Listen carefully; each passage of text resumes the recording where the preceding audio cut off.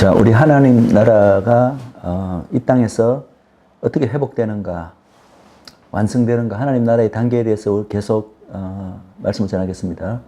지난 시간에는 하나님 나라가 어떻게 시작되었는가, 바로 하나님의 창조에 의해서 하나님 나라가 시작되었고, 그것이 창조 자체의 목적이라고 이야기했고, 그 하나님 나라의 모든 중심은 바로 우리 하나님의 독생자 그리스도, 우리 예수님이시다. 그분을 위해서, 그분에 의해서, 그분을 통해서 하나님 나라가 시작되었고, 그리고 실질적으로 이제 하나님 나라가 곧 이제 훼손된 두 번째 단계를 이야기하는데, 그 훼손된 하나님 나라를 다시 회복하여서 완성된 모습으로 이제 회복되어 가는 그 모든 회복 사역의 주역 역시도 바로 예수 그리스도가 친히 오셔서 그분이 그 주인이시기 때문에 친히 이루신다. 그것이 바로 온 인류 구속사라고 이야기를 했습니다. 이제 두 번째 단계가 바로 하나님 나라의 시작 다음에 두 번째 단계가 바로 하나님 나라의 훼손이라고 이야기할까요? 혹은 지연이라고 할까요? 하나님 나라가 시작된 모습은 하나님이 완벽한 창조로서 보시기에 좋았더라. 그 한마디로 하나님 나라가 처음에 시작된 하나님 나라가 어떠했던가는 우리가 알 수 있습니다. 그러나 이 처음에 시작된 하나님 나라와 마지막에 예수 그리스도를 통한 하나님 나라의 그 모든 구속사가 끝나고 하나님 나라가 완성될 때의 완성된 모습하고는 어떤 차이가 있습니다. 몇 가지 차이가 있는데 어떻게 보면 질적 차이라고도 볼 수 있죠. 처음에 시작된 하나님 나라는 보시기에 완전했지만, 그러나 거기에 사실은 어떤 의미에서는 완전하지 못한 인간이 있었습니다. 왜냐고요? 왜냐하면 인간은 보시기에 힘이 좋은 존재로 창조되었지만, 그 인간이 이제 하나님의 말씀을 거역하고 불순종하여 죄악에 빠지고, 결국은 하나님이 창조하신 나머지 피족에도 같이 이렇게 하나님의 심판 아래 놓이게 만들, 어떤 의미에서는 그 원인 제공을 인간이 한 거죠. 그를 위험성을 안고 있는 상태죠. 그때 처음에 타락전의 하나님 나라는. 보기에는 너무나 아름답고 완벽하게 좋았을지 모르나 죄를 지을 가능성 정도가 아니라 어떤 의미에서는 죄를 지을 필연성을 이미 인간 안에 자유의지라는 형태로 내포를 하고 있는 인간이 있는 그 상태. 다시 말해서 하나님 나라가 그 다음 인간의 죄로 인해서 훼손되는 그 어떤 필연성과 가능성을 이미 안고 있는 단계의 하나님의 나라라는 거죠. 그러나 마지막에 이 모든 하나님의 구속사역을 마치고 회복된 하나님의 나라는 어떤 의미에서는 처음에 시작된 그 하나님의 나라보다 더 한층 완성되고 더 한층 더 고양된 단계라 볼 수 있습니다. 왜냐? 그 하나님의 나라의 가장 중요한 포션 중에 하나가 우리 인간인데, 타락전의 인간과 나중에 회복된 하나님 나라에 들어가게 되는 인간과는 근본적으로 큰 질적인 차이가 있다.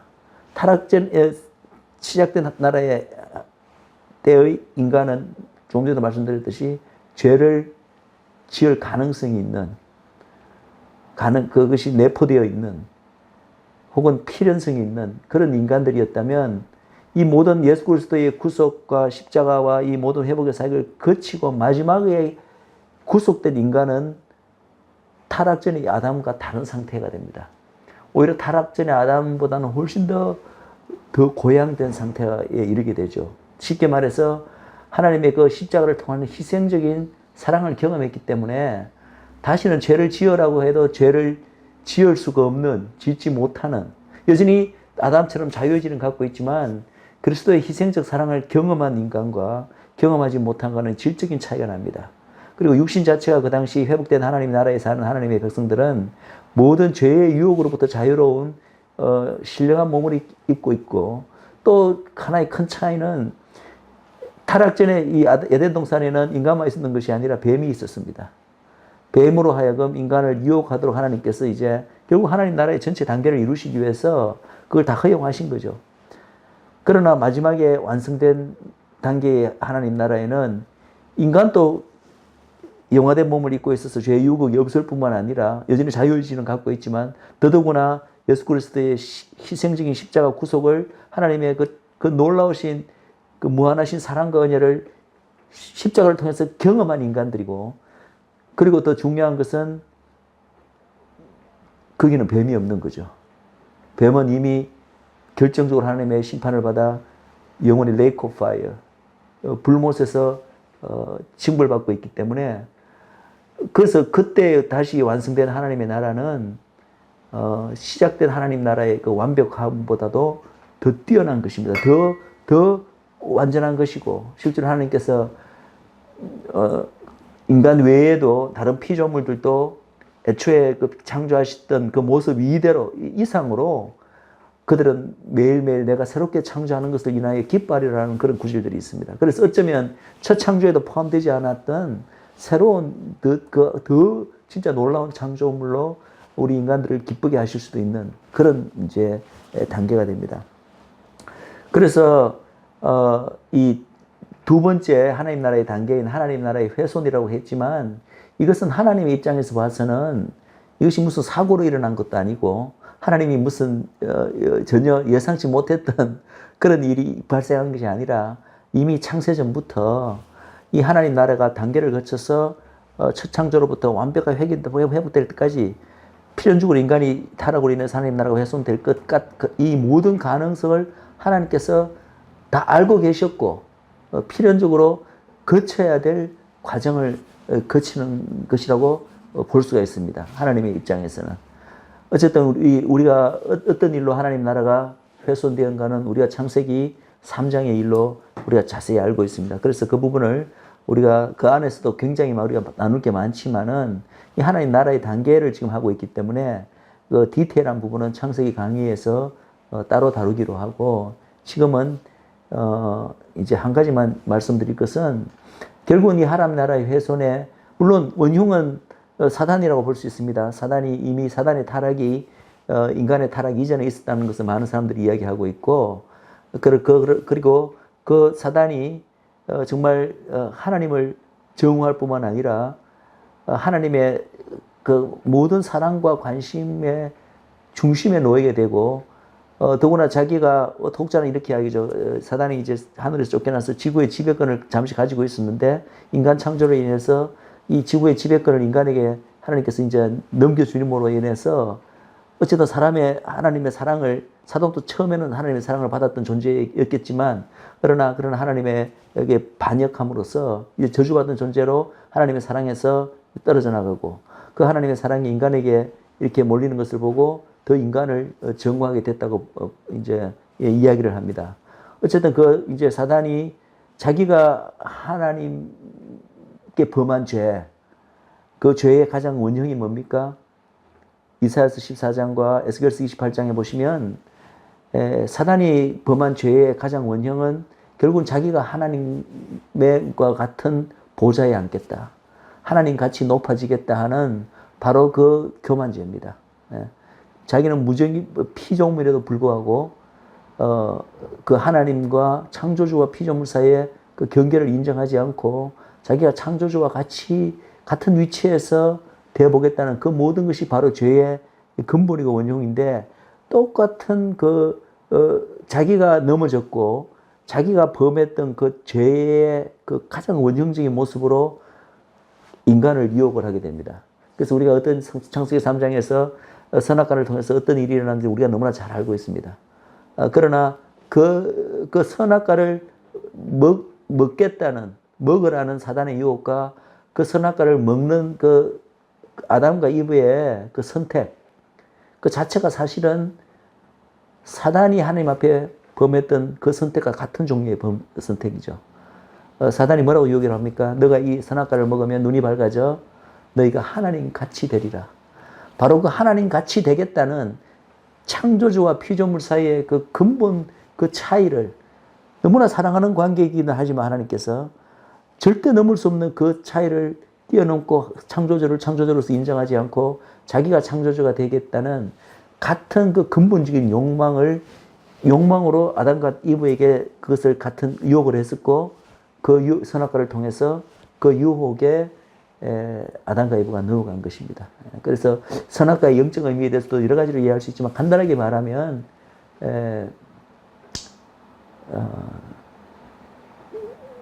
그 선악과를 먹음으로써 하나님 같이 되어서 선악을 자기들 인간이 판단하겠다는 거죠. 성경적으로 선과 악은 분명히 성경에서 선과 악이 있고 그것이 정의가 됩니다. 그러나 그 정의는 철저하게 하나님이 내리시는 것입니다. 무엇이 선이고 무엇이 악인가요? 성경적 정의는 하나님의 말씀에 순종하는 것이 선이고 하나님의 말씀을 거부하는 것이 악이라고 그렇게 정의를 내립니다. 예를 들어서 살인을 다 악이라고 우리가 한다.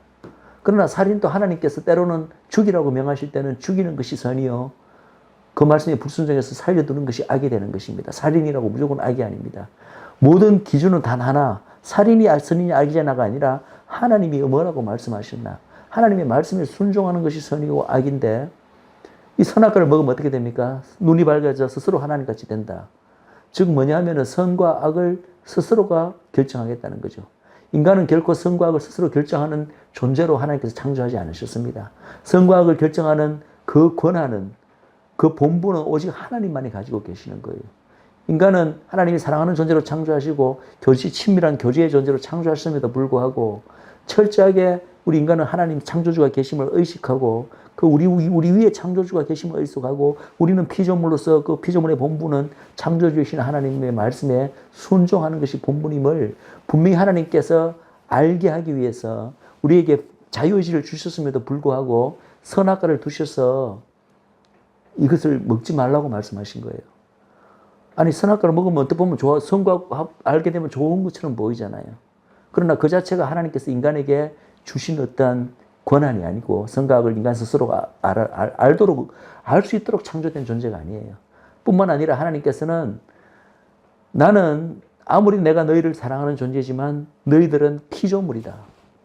피조물의 가장 근본적인 본분은 창조주가 있음을 항상 의식하고 창조주의 말씀에 순종함으로써 인간이 하나님의 비록 형상을 따라 창조되었지만 가장 인간의 행복하고 가장 그 존재의 어떤 의미를 최대한 성취하면서 소위 우리가 흔히 말하는 자아성취 이런 표현을 얼마나 좋아합니까? 인간의 본분의 어떤 자아성취를 가장 성취하고 누리는 것은 바로 창조주와의 관계에서 창조주를 있음을 인정하고 그분의 말씀에 따를 때 비로소 인간은 풀로 자아성취가 가능하고 가장 행복한 상태에 이르도록 하나님께서 본래 인간을 그런 존재로 창조하셨다는 거죠.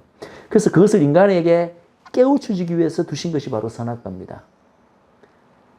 아무리 선악과가 보기에 아름답고 보기에 탐스럽고 또 먹어도 맛있어 보이고 또 지혜롭게 할 만큼 그렇게 탐스럽게 보여도 너희들이 인간의 사고방식, 인간의 판단으로서는 이것이 아무리 옳아 보이고 이것이 좋아 보여도 그래도 하나님께서 뭐라고 말씀하십니까? 이건 안 돼.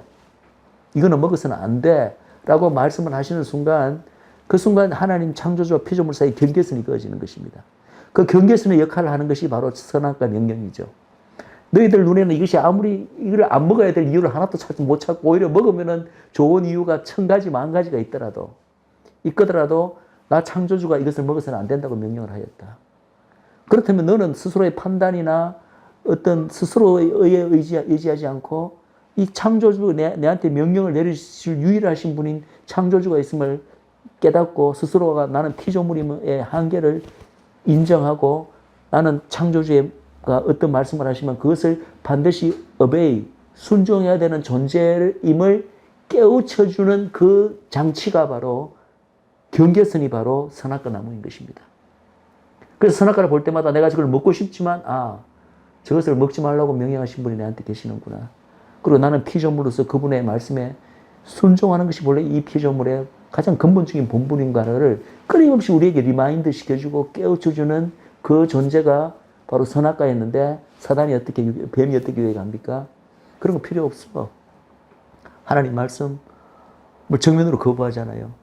물론 그것도 아주 교묘한 단계를 거쳐서 결국 거부하면 전부터 이거 먹어도 죽지 않으려 하지 않고 하나님이 이거 먹지 말라고 동산에 있는 모든 나무 열매를 먹지 말라고 했느냐고 살짝 말을 비틀어 갖고 하나님께서 모든 열매 먹지 말라고 한 건 아니잖아요. 딱 두 나무만 먹지 말라고 하셨는데 그것을 모든 나무라 이렇게 교묘하게 비틀어서 사단의 마음에 참 이 아담의 마음에 하나님에 대한 그전까지 하나님을 참 신뢰하고 아버지로서 사랑을 했을지 몰라도 괜히 사단이 그 묘하게 살짝 비트는 말에 하나님에 대한 아마 의욕이 마음속에 생겼을 거예요. 그래 나를 무한히 사랑하신 하나님인데 왜 저 나무 말은 먹지 말라고 했을까?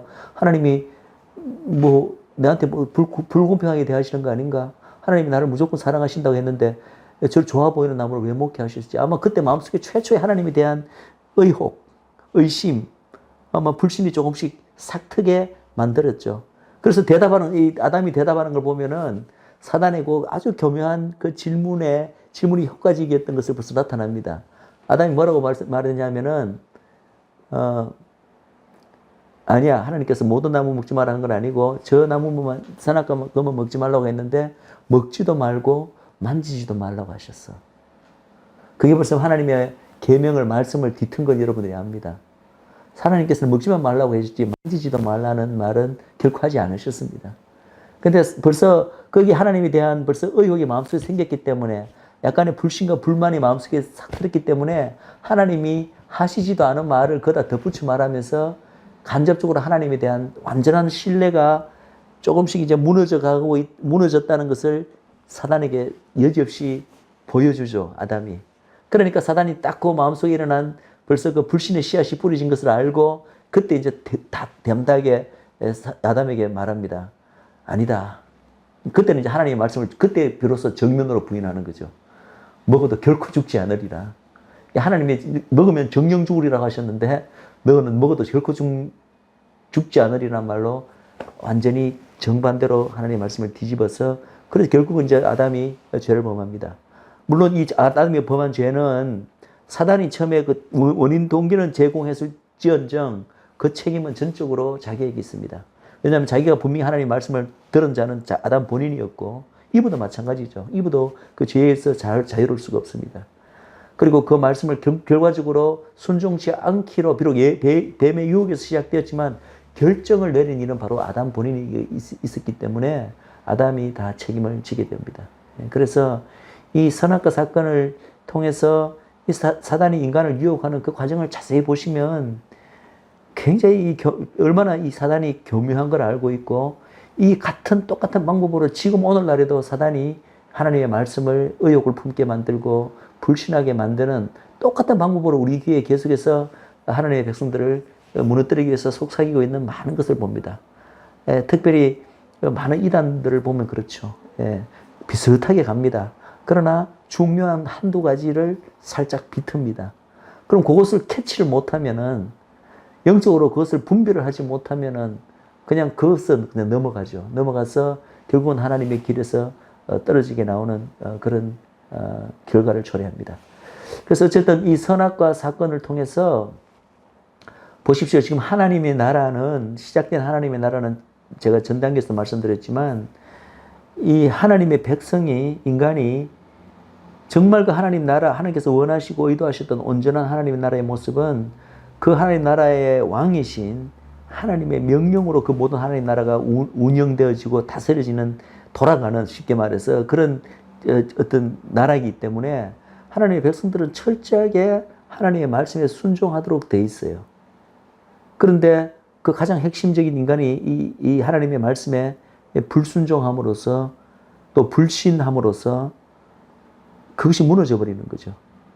그래서 하나님 나라가 전체가 사실은 훼손되게 됩니다. 인간이 이 중심이 되었기 때문에 창조의 중심이 되었기 때문에 그 인간이 죄로 타락함으로써 사실은 다른 피조물로들로 보면은 참으로 억울합니다. 자기들은 죄를 짓지도 않았는데 어쩌면 죄를 지을 수도 없는 존재죠.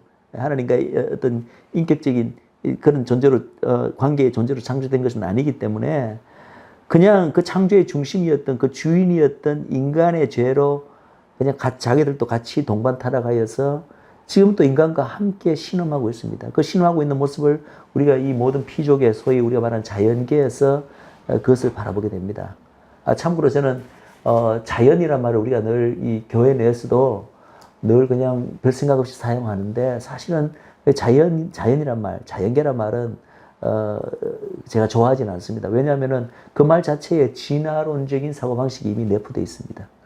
모든 것이 자연이 되었다는 거죠. 자연주의라는 것 자체가 이제 등장하게 된 배경 자체가 철저하게 인본주의적으로 하나님의 어떤 특별 창조를 부인하면서 우리가 눈으로 보이는 이 모든 소위 말하는 자연은 자연히 그렇게 무작위적인 우연적인 사건에 의해서 자연적인 어떤 메커니즘을 통해서 저절로 형성되었다라는 그 개념이 들어가서 자연이란 말이 나온 거거든요. 그래서 우리는 교회 안에서도 그냥 뜻없이 그냥 자연계니 자연이란 말을 사용하는데 저는 그런 말보다는 피조물, 피조계란 단어를 사용하는 것이 옳다고 생각합니다. 그래서 이 하나님 나라 전체가 인간의 죄 때문에 이제 이렇게 동반 타락하여서 신음하고 있다. 그래서 로마서 8장에 보시면 이 하나님의 이 모든 피조물이 함께 신음하면서 하나님의 아들들이 나타나는 것을 고대하고 있다.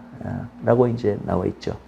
자, 그래서 이 하나님 나라의 훼손되었는데 이것이 물론 결정적으로 훼손된 건 아니죠. 하나님께서는 다 이것을 아시고 이것을 다시 원래의 창조 혹은 그 이상의 모습으로 회복하실 계획과 방법이 서 계시기 때문에 이제 이런 일이 일어났다는 것을 제가 말씀을 드렸습니다. 그런데 어쨌든 이 인간의 죄로 인해서 하나님 나라 훼손에 조금 들여다보면은 제가 이 부분만은 말씀하고 다음 단계로 넘어가면 맞습니다. 크게 원래의 하나님 나라의 그 질서에서 세 가지 질서가 깨어지게 됩니다. 하나님의 원래 의도하셨던 그 모습, 질서에서. 그게 뭐냐 하면은 어떤 의미에서는 이 하나님 나라의 세 요소 사이에 관계가 깨어졌다고도 볼 수 있습니다. 세 요소 뭐죠? 이 영토, 하나님 나라의 영토, 피조기를 말하는 거죠. 인간을 제외한. 그리고 인간, 그리고 그 왕이신 하나님. 이 세 존재 사이에 이 모든 관계가 이제 훼손되고 일그러지게 되는데 첫 번째가 그걸 저는 다른 말로 관계의 단절이라는 표현을 사용합니다. 즉 세 가지 종류의 관계의 단절이 인간의 죄로부터 일어납니다. 첫 번째 관계의 단절이 바로 인간과 하나님 사이의 관계의 단절입니다. 인간과 하나님의 관계는 처음에 하나님 나라의 시작에서 다 말씀드렸듯이 영원한 어떠한 이 친밀한 교제의 관계였습니다. 단순히 일방적으로 다스리고 다스림을 받는 그런 구조가 아니라 하나님의 정말 목숨까지도 버리면서 사랑하시는 그 희생적인 사랑의 대상으로서 그리고 영원한 이 교제의 대상으로 창조가 되었죠. 그래서 우리는 하나님을 아마 에덴동 타락 전에 이 아담이 하나님을 동산에서 같이 걸으면서 하나님을 뭐라고 불렀는지 그때도 아버지라고 불렀는지는 확실히 모르겠습니다만 어쨌든 굉장히 친밀한 관계였습니다. 늘 하나님의 음성을 듣고 하나님과 소위 동행하는 같이 거니는 관계였다면 바로 죄로 인해서 이 관계가 첫 번째 깨어지게 됩니다. 모든 죄는 하나님과의 관계를 먼저 끊어놓습니다. 예. 사실 우리 하나님의 구속받은 하나님의 자녀들이 이 땅을 살아가면서도 하나님과의 물론 아버지와 아들과의 어떤 법적 관계는 예수 그리스도의 십자가로 이미 맺어졌지만은 우리가 여전히 죄 가운데 빠져 있을 때 혹은 죄로 인한 어떤 그런 상태에 있을 때는 하나님의 관계가 단절을까지는 아닐지라도 굉장히 멀어지게 됩니다. 예. 법적인 관계는 여전히 유지될지 몰라도 예수님의 십자가의 공로로 그러나 실질적인 어떤 아버지와 아들의 관계는 상당히 멀어지게 됩니다. 그것이 바로 죄의 효과이고 결과입니다. 비근한 예를 들면 이렇습니다. 예를 들어서 어떤 거지 소년, 고아 소년을 어떤 부자가 법적으로 입양한다고 칩시다. 그러면 이 거지 소년과 이 부자와의 관계는 법적으로는 아들과 아버지의 관계로 맺어졌습니다. 그러나 실질적인 그 삶의 모습에서 이제는 그 법적 관계가 시작되고부터 이 아버지가 원래 이 부자의 의도는 뭡니까? 이 고아 소년과 이제는 진짜로 아버지와 아들의 관계로서 같이 늘 교제하고 식사도 하고 같이 산책도 하고 운동도 하고 같이 놀기도 하고 대화를 나누면서 실질적인 아버지와 아들의 관계를 친밀하게 누리는 것인데 만약에 이 거지 소년이 이 아버지의 이러한 뜻을 제대로 알지 못하고 법적으로 입양되었음에도 불구하고 아버지를 멀리합니다. 같이 식사하려고도 하지 않고 교제하려고도 하지 않고 혼자서 그냥 노는 걸 좋아하고 그렇게 지낸다면 법적으로는 아버지와 아들의 관계지만 실질적인 어떤 아버지와 아들과의 관계는 굉장히 좀 멀어진 상태로 그 삶을 보내게 되겠죠. 충분히 이제 우리 하나님 믿는 자녀들의 삶에도 이러한 일들이 발생할 수가 있습니다. 어쨌든 이 죄는 어떠한 형태의 죄든지 하나님과 우리 사이의 관계를 예수 그리스도 이전에 완전히 단절시키는 것이고 예수 그리스도의 보혈이 있고 난 이후에라도 그 관계를 멀어지게 만듭니다. 그래서 이 관계가 깨어져 나가는 것을 우리가 창세기 3장에 벌써 아담과 하나님 사이의 관계가 깨어져 나가는 것을 우리가 바라보게 됩니다. 어떻게 봅니까? 하나님께서 늘 서늘한 날에 동산에 거닐면서 아담을 찾으십니다. 근데 아담이 어떻게 하죠? 아담과 이브가 예, 하나님의 낯을 피하여 숨게 됩니다. 이 낯을 피한다는 이 표현도 굉장히 이 성경 전체에 끊임없이 등장하는 표현입니다. 바로 늘 이스라엘과 하나님의 관계를 설명할 때 하나님께서 낯을 이스라엘에게 돌리신다. 그리고 나중에 이스라엘이 하나님 앞에 회복되는 그 많은 회복의 구절에 보면은 하나님께서 다시 내 얼굴을 이스라엘에서 돌리지 않겠다. 그리고 우리가 나중에 하나님과 다시 만났을 때, 구속사역이 끝났을 때 우리는 하나님과 얼굴과 얼굴을 마주 본다. 이런 표현을 하죠. 그죠? 그래서 이 서로 간에 얼굴과 얼굴을 마주 보고 함께 거니는 이 과정이 우리 하나님과 인간과의 어떤 그런 관계를 대변하는 굉장히 성경에 지속적으로 등장하는 표현인데 여기 보면은 사실 하나님의 얼굴을 돌린다고 하지만 그 돌리는 것 자체가 인간의 죄 때문에 돌리게 된 양상이 되는 것이지 그걸 정확하게 제대로 이야기하자면 사실 인간이 하나님에게 얼굴을 돌리는 것입니다. 그런데 그 모습을 바로 아담이 첫 죄를 범한 순간에 벌써 보여주는 거죠. 하나님이 더 이상은 나에게 친근한 분도 아니고 나를 사랑해 주시는 분도 아니고 갑자기 하나님이 어떻게 되냐면 두려워집니다. 싫어집니다. 그래서 하나님의 낯을 피하여 숨게 됩니다. 여러분들 이러한 모습이 영적으로 바라본다면 모든 불신자들의 모습이 바로 그런 모습입니다. 그들이 얼마나 이 땅에서 나름대로 뭐 선한 삶을 살든 간에 뭐 남들 보기에는 그럴듯하게 저 사람은 법 없이도 살 사람이야. 이렇게 혹시 칭찬을 듣는 사람일지라도 하나님을 모를 때는 아무리 그 사람이 좋아도 하나님 이야기하거나 예수님 이야기하거나 성경 이야기하거나 교회 얘기를 하면은 본능적인 거부 반응을 보입니다. 그 이유가 바로 아담이 하나님을 낯을 피해서 숨는 반응과 똑같은 반응입니다. 그게 인간의 이 죄가 들어옴으로써 근본적으로 우리는 하나님과의 관계가 죄로 인해서 단절되어 버렸기 때문에 우리는 우리의 인품적으로 뭐 선하고 나쁘고 이런 걸 떠나서 하나님을 본능적으로 거부하게 되는, 하나님을 피하게 되는 그런 단계가 이르렀습니다. 이것이 모든 이 죄의 가장 큰 결과고 사실은 나머지 죄로 인한 결과들은 이 하나님과의 관계가 단절됨으로써 그냥 파생되는 필연적인 결과라고 볼 수 있습니다. 자, 그 다음 제가 세 가지 관계가 끼어진다고 했는데 두 번째 관계가 뭐냐 하면은 바로 인간과 인간 사이의 관계가 끼어지게 됩니다. 하나님께서 인간들을 하나님의 백성으로 창조하실 때 하나님만하고만의 관계를 위해서 창조하신 게 아니라 사실은 그 같은 인간들 사이에서도 하나님께서 원래 창조하신 그 의도된 그 관계가 있습니다. 그 관계가 어떤 관계입니까? 그 관계를 가장 한마디로 대변하는 것이 바로 이브가 만들어졌을 때 아담이 이브에 대해서 한 고백입니다. 어떻게 고백을 하죠? 아담이 이브를 보는 순간 내 뼈 중에 뼈요, 살 중에 살이라. 그거는 정말 치밀한 관계입니다. 자기 뼈 중에 뼈, 살 중에 살. 이 단순히 부부관계만을 말하는 것이 아닙니다. 부부관계의 이성을 넘어서서 우리가 왜냐하면 나중에 생각해 보십시오. 회복되어서 나중에 다 천국 갔을 때 그때 부부도 따로 없다고 했잖아요. 물론 이 지상에서 부부관계를 이루었던 사람들은 혹시 조금 더 친밀한 감정이 남아있을 수도 있습니다. 그러나 이때 이 지상에서는 부부만이 가능했던 그 정도의 친밀함을 나중에 천국에 올라갈 때는 모든 하나님의 백성들이 이 땅에서 서로 알지 못했던 사이더라도 천국에서는 그러한 친밀함을 느끼고 그런 관계에 들어간다고 믿습니다. 그래서 내 뼈 중에 뼈요, 살 중에 살이라는 것은 단순히 부부관계만을 묘사하는 말이 아니라 모든 피조된 인간들과의 원래 죄가 없다면 혹은 죄가 해결되었다면 이루어야 될 궁극적인 관계를 의미합니다. 예, 그런 관계를 의미합니다. 그리고 이제 이 표현은 좀 다르지만 여러분들이 이제 창세기 4장에 가보시면 그 유명한 가인과 아벨의 이야기가 나옵니다. 부부관계를 넘어선 최초의 인간의 관계는 아마 그 형제 관계라고 볼 수 있죠. 그죠?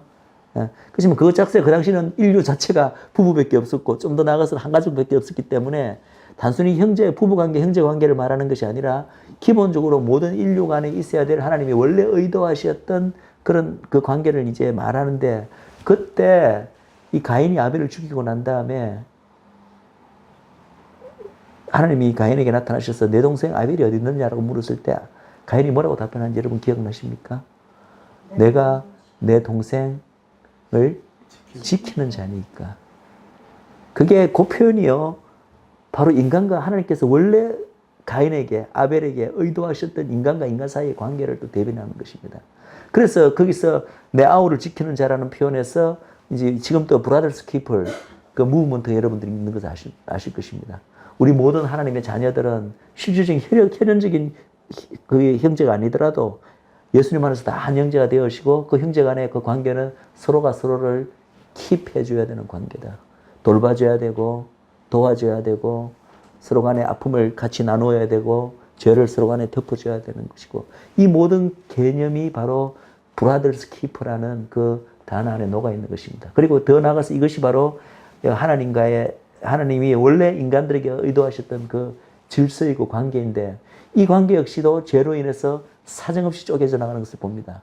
그 최초의 모습이 어디에서 나타납니까? 바로 아담과 이브에서의 모습에서 나타납니다. 아마 바로 고전날이었는지 모르겠는데 이브를 보고 내 뼈 중에 뼈요 살 중에 살이라고 고백했던 아담이 어떻게 이야기합니까? 네. 하나님께서 너 왜 선악과를 먹었냐고 했을 때 뭐라고 대답하죠? 네.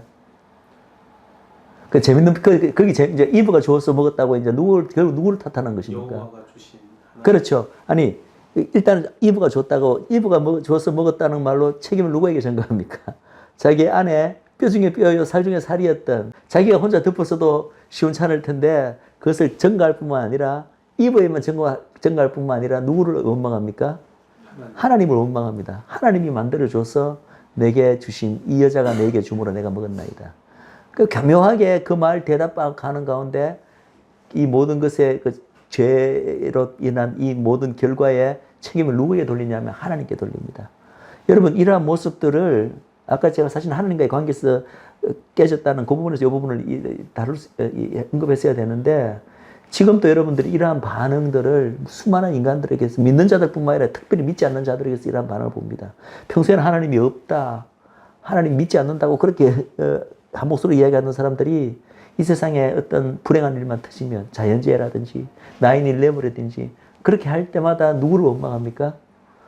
자기를 평소에는 입에도 올리지 않고 믿지 않는다고 하던 하나님을 원망을 합니다. 그러면서 하나님이 살아계시다면 어떻게 이런 일이 있을 수가 있는가? 이런 불행이 있을 수가 있는가? 하면서 하나님에게 모든 그 블레임을 돌리는 그러한 모습들이 벌써 아담의 모습에서 나오게 됩니다. 그래서 이 인간과 인간 간의 관계가 일단 아담과 이브 사이에 깨졌고 바로 이어서 등장하는 그 가인이 아벨을 죽임으로써 형제 간에도 이것이 관계가 깨어지고 그것이 더 증폭되어서 모든 인간과 인간 사이에 관계가 깨어져서 더 이상 우리 인간과 인간 사이에는 브라더가 아니고 물론 이제 가족 간에 서로 간에 이렇게 아껴주고 자기 혈육에 가져온 그래도 서로를 인정하고 좀 아껴주는데 그 경계만 지나면은 모두가 나의 적이고 나의 경쟁자로 무한 경쟁으로 이렇게 여기는 그런 이제 이것이 다 죄의 결과입니다. 두 번째 결과이고 세 번째 관계가 이제 깨어져 나가는 것이 바로 뭡니까? 우리가 잘 알다시피 하나님 나라에서 이제 하나님과 인간 사이, 인간과 인간 사이 또 하나 뭐가 남았죠? 인간과 다른 모든 피조계와의 관계가 깨져 나갑니다. 그 모습을 어떻게 이제 여러 가지 성경고 창세기 3장에서도 여러 모습으로 볼 수 있는데 우리가 왜 처음에 제가 첫 시간에도 말씀드렸듯이 인간이 다른 피조계 전체에 대한 그 위치, 신분이 뭐라고 말씀했나요? 예수님과 함께 다스리는 어떤 부통치자. 그래요. 자, 이 피조계를 위임받은 위임 통치자의 어떠한 신분이라고 얘기했습니다. 그걸 다른 말로 표현하면 청직입니다. 관리자입니다.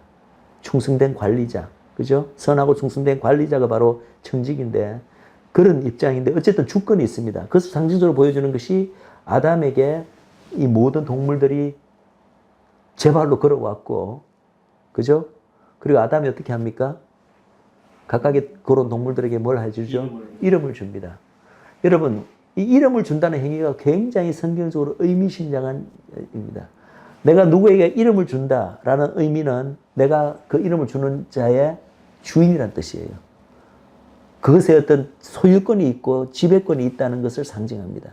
그 아담은 전 피조계의 어떤 위임 통치자로서 동물들을 다스리고 이 모든 것들 땅에 나는 것, 기는 것 다 다스리라고 하셨잖아요. 그 다스리는 주인으로서의 권한을 행사하는 것이 바로 동물들에게 이름을 주는 것입니다. 동물들도 제 발로 나옵니다. 창조학을 하는 사람들은 아마 이 죄가 들어오기 전에는 어쩌면 이 커뮤니케이션이 가능했을 것이다. 이 아담은 모든 동물들, 기초계의 동물들과 아마 이 뭐 어떤 형태로든지 의사소통을 했을 것이다. 라고까지 이야기를 합니다. 예. 근데 그런 관계가 깨어지게 됩니다. 피조물과의 관계. 그래서 사실 노아 홍수 때 이제 이 특별히 이후로 보면은 이 육식을 시작하면서부터 동물들은 인간을 어떻게 되죠? 물론 친근하게 다가오는 동물이 남아 있기는 있지만 대부분의 동물들은 인간을 두려워하게 됩니다. 제발로 나오기는 그냥 인간만 보면 어떻게 하죠? 일단 맹수라도 도망가는 맹수가 대부분입니다. 자기가 아주 배가 고프지 않은 이상에는. 그래서 이 피조계의 주인인데 인간이 그 주인을 무서워하게 됩니다. 또 다른 피조계 예를 들어서 이런 자연 만물 어떻습니까? 본래 하나님께서 이 모든 피조계를 누구를 위해서 창조하셨다고요? 인간이 이 땅에서 가장 행복을 누리고 그것을 풀로 다스리면서 정복하면서 이용하도록, 그래서 거기서 모든 풍성한 어떤 그 산물을 얻도록 그렇게 인간의 유익을 위해서 창조한 것이 베네핏입니다. 그래서 물론 처음에 이제 인간에게 이 노동이라는 걸 생각해 보면은 우리가 노동을 통해서 이 피조계로부터 어떠한 결과를 얻지 않습니까? 그걸 우리가 먹기도 하고 우리 이 땅에서 살아갈 수 있는데 이 노동 자체가 죄 이후로 생긴 것만은 아닙니다. 우리가 믿기로 이 노동 자체가 하나님 죄에 들어오기 전에 이미 하나님께서 왜냐하면 노동의 즐거움이란 말도 있잖아요. 꼭 죄로 인해서 노동을 하게 된 게 아니라 인간은 그냥 가만히 있다고 해서만 즐거운 게 아니라 좀 몸을 움직이고 약간의 어떤 노동을 함으로써 오히려 인간에게 더 큰 기쁨을 느끼는 경우가 많이 있습니다. 그 정도의 어떤 약한 강도의 노동은 죄가 들어오기 전에도 있었으리라고 이야기를 합니다. 그래서 그렇지만 죄가 들어오기 전에는 이 모든 피조계의 주인이기 때문에 인간은 또 이 피조계 자체가 인간을 위해서 인간에게 필요한 모든 것을 내어주고 공급하도록 하나님께서 만들어 주셨기 때문에 인간의 약간의 노동만 있었으면은 아무런 그 저항 없이 이 피조 땅은 땅대로 풍성한 소산을 인간에게 주었을 것이요. 아니 모든 자연계 기후라든지 토양이라든지 이 모든 동물계조차도 인간에게 너무나 프렌들리, 친밀하고 가깝고 우호적인 관계였을 것이다. 우리가 흔히 말하는 지금 자연재해란 거, 이런 것은 하나도 존재하지 않았습니다. 자연이 인간에게 굉장히 우호적인 존재였을 거라는 거죠. 그러나 죄로 인해서 이 세 번째 관계 역시도 사정없이 깨어져 나가게 됩니다. 아까 동물들이 인간을 무서워하게 된 거는 자체하고도 성경의 그 창세기 3장에 보면은 그때 어떤 표현이 있냐면은 은근키와 가시덤불이 나오게 된다. 그것은 바로 이 나머지 인간을 제외한 피조계가 인간에게 굉장히 하스타예요. 아주 적대적인 관계로 이렇게 바뀌었다는 것을 상징합니다. 그래서 그 은근키와 가시덤불 안에 사실은 우리가 지금 말하는 모든 자연재해를 그 안에 다 담을 수가 있습니다. 더 이상 이 자연은 인간에게 우호적인 존재가 아니라 인간이 그 안에서 빠지면 오히려 막 자기가 스스로 생존을 위해서 스트러글을 해야 되는 존재로 되었고 쉽게 뭐를 자기가 유익을 얻기 위해서 쉽게 자연으로부터 뭘 얻지도 못합니다. 우리가 현재 자연 개발, 자연 황폐라는 표현을 사용하지만 어떻게든 자연에서 우리 인간이 뭐를 건지기 위해서는 자연을 사정없이 훼손하든지 아니면 엄청난 수고와 노력을 기울이고 정말 그 뭐하니 이제 노동과도 관계되어서 그냥 쉽게 조금만 해도 얻어지는 관계가 아니라 이마에 땀이 흘러야 자연은 겨우 최소한의 먹을 만큼을 내놓습니다. 그런 관계로 인간과 자연의 관계가 아주 하스타르게 되었습니다. 그래서 그 안에서 인간이 생존하기 위해도 굉장히 이 불편하고 힘든 관계로 되었을 뿐만 아니라 자연은 더욱더 직접적인 위해를 같이 가지게 됩니다. 그것이 뭡니까? 지진이고 쓰나미고 혹은 기근이고 뭐 온갖 자연재해, 기상재해 이런 것들로 아주 적대적인 관계가 되었습니다. 그것이 바로 인간과 피조물과의 그 관계가 인간의 죄로 인해서 깨어져 버렸기 때문에 그런 일이 발생하는 것입니다. 그래서 이 하나님 나라의 훼손은 결국은 주범은 원인 제공자는 사단이고 주범은 인간이고 그 인간 때문에 이 하나님 나라의 모든 영역이 훼손되고 원래 하나님께서 만들으신 그 창조의 질서에서 오염되어 버린 것이 바로 하나님 나라의 훼손입니다. 그러나 중요한 것은 이 모든 것을 하나님께서 미리 알고 계셨고 이렇게 됐을 때 이것을 회복시키실 계획이 미리 다 서 있었다는 것입니다. 저는 이렇게 생각합니다. 이러한 이제 모든 관계가 깨어진 곳에서 인간이 살아가고 지금까지 이제 살아오고 있는데 이 살아오게 되는데 그 중에 그 살아오면서 인간이 굉장히 harship을 겪게 됩니다. 특별히 이런 깨어진 자연과의 관계에서 그리고 인간과 인간 사이의 관계에서 일단은 하나님의 관계는 깨어진 게 대해서는 본인이 harship을 직접적으로 체험을 못 느끼게 됩니다. 왜냐하면은 인간은 하나님과의 그 관계가 죄로 인해서 깨어지면서 하나님이 계시다는 사실조차를 잊어버리고 있을 때 하나님에 대한 기억이 사라져 버렸어요.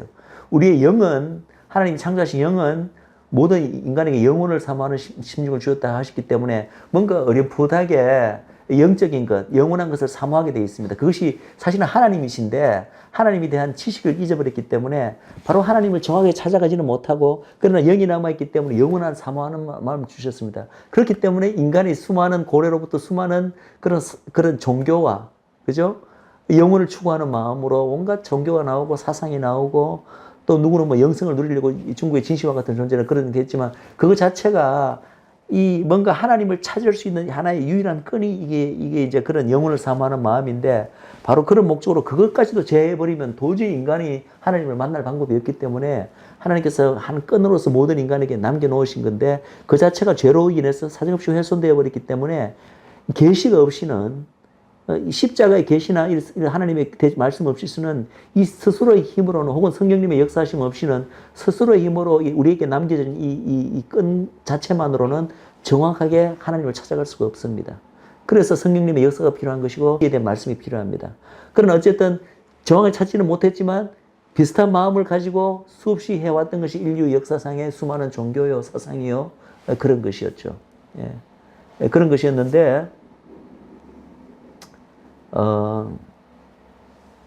그런데 이제 그 하나님과의 관계는 이제 우리가 이제 그 관계가 끊어졌다고 해서 그런 어떤 영혼을 찾아가는 그 마음을 제외하고는 인간이 뭐 직접적인 고통을 잘 못 느끼고 있습니다. 하나님을 모르는 사람이라도. 그러나 인간과 인간 사이가 얼마나 harsh하고 얼마나 많은 배신과 미움과 정오가 인간 사이에 있는 거는 우리가 인간 역사상 데일리 이 컨퍼런스 우리가 매일매일 살면서 끊임없이 우리가 경험하는 것입니다. 하나님 믿지 않는 사람들 사이에서도 하물며 또 이 우리가 살고 있는 세상과의 관계, 이 모든 피조물과의 관계도 뭐 자연재해는 물론이요 너무나 이것이 힘들다는 거, 너무나 참 뭐 세상 살기 좋다고 느끼는 극소수의 사람을 제외하고는 대부분의 사람들이 너무나 힘든 삶을 살아가게 됩니다.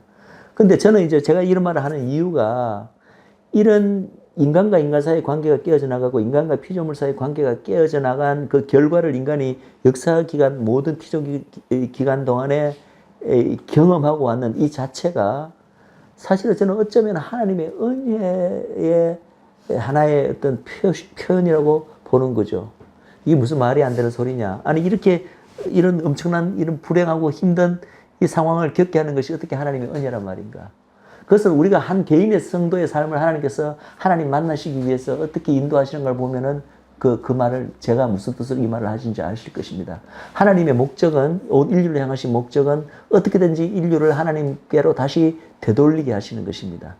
그런데 그렇게 하시는 데 있어서 하나님께서는 이 깨어진 관계로 인해서 인간이 모든 피조계로부터 고통을 받는 것, 인간과 인간 사이의 어떤 깨어진 관계로 고통을 받게 하는 것조차도 더 크게 봐서는 그것이 하나님의 은혜라는 것입니다. 왜냐하면 그런 고통을 겪음으로써 우리 인간은 우리 인간만의 이 힘으로는 이게 뭐가 안 되는구나. 우리는 어쩔 수 없이 이런 고통을 겪을 수밖에 없는 존재구나. 이것을 해결하기 위해서는 뭔가 근본적인 어프로치가 필요하다. 우리에게 이러한 것을 해결해 줄 수 있는 어떤 근본적인 어떤 외부적인 도움이 필요하다. 그러실 분 존재가 필요하다는 것을 우리로 하여금 깨닫게 해주시려고 그런 어떤 고통을 허락하셨다고 저는 믿습니다. 결국은 하나님께 돌아오게 만들고 하나님을 알게 하기 위한 하나의 어떤 은혜의 장치로서 이러한 모든 인간 간의 관계나 피조계의 관계, 깨어진 관계로부터 오는 고통을 하나님께서 인간 휴머니티로 하여금 한시적으로 겪게 만드셨다는 거죠. 예. 자, 이것이 이제 하나님 나라의 이제 두 번째 어떤 스테이지, 하나님 나라의 훼손입니다. 자, 우리 세 번째로 넘어가겠습니다. 이제 세 번째는 바로 하나님 나라의 회복의 시작입니다. 하나님 나라의 회복의 시작. 자, 이 하나님 나라의 회복의 시작을 말씀드리기 전에 제가 먼저 말씀드리고 싶은 것이 바로 이 모든 이 일그러지고 깨어진 이 하나님 나라를 회복시키겠다는 하나님의 그 구속사의 그 모든 픽처가 하나로 담겨진 단어가 히브리어에 존재하는데 바로 그 단어가 바로 샬롬입니다. 그래서 이 샬롬이라는 것이 단순히 아무런 문제도 없고 전쟁도 없고 고난도 없는 그냥 평안을 바라는 그런 평온한 상태라고만 우리는 이제 이렇게 단면적으로 그 단어를 이해를 하는데, 실제 샬롬이라는 단어를 이루는 히브리 글자 하나하나를 우리가 이렇게 조합해서 그 뜻을 구성해 보면은 이 샬롬이라는 단어는 단순히 그런 수동적인 그냥 어떤 평안, 어떤 나쁜 일이 없는 것 정도의 어떤 그런 의미가 아니라 굉장히 적극적인 의미를 그 안에 품고 있습니다. 그 적극적인 의미는 바로 하나님께서 원래 창조하셨을 때 의도하시고 계획하셨던 모든 그 원래의 질서, 원래의 의도를 회복하신다는 의미가 바로 샬롬이라는 단어의 의미입니다. 그것이 이 지구 전체를 향한 것이든 온 피조계 전체를 향한 것이든 혹은 개인적으로 한 개인의 삶을 향한 것이든 원래 하나님께서 그 개인에 대해서, 온 하나님의 나라에 대해서, 온 피조계에 대해서 창조하셨을 때 가졌던 그 온전한 뜻과 계획대로 모든 것을 이제 근데 죄로 인해서 그것이 다 일그러지고 훼손되었잖아요. 그것을 다 제하시고 원래의 모습 혹은 그 이상으로 회복하는 다는 뜻이 담긴 단어가 바로 샬롬입니다. 그래서 하나님 나라의 회복이라는 큰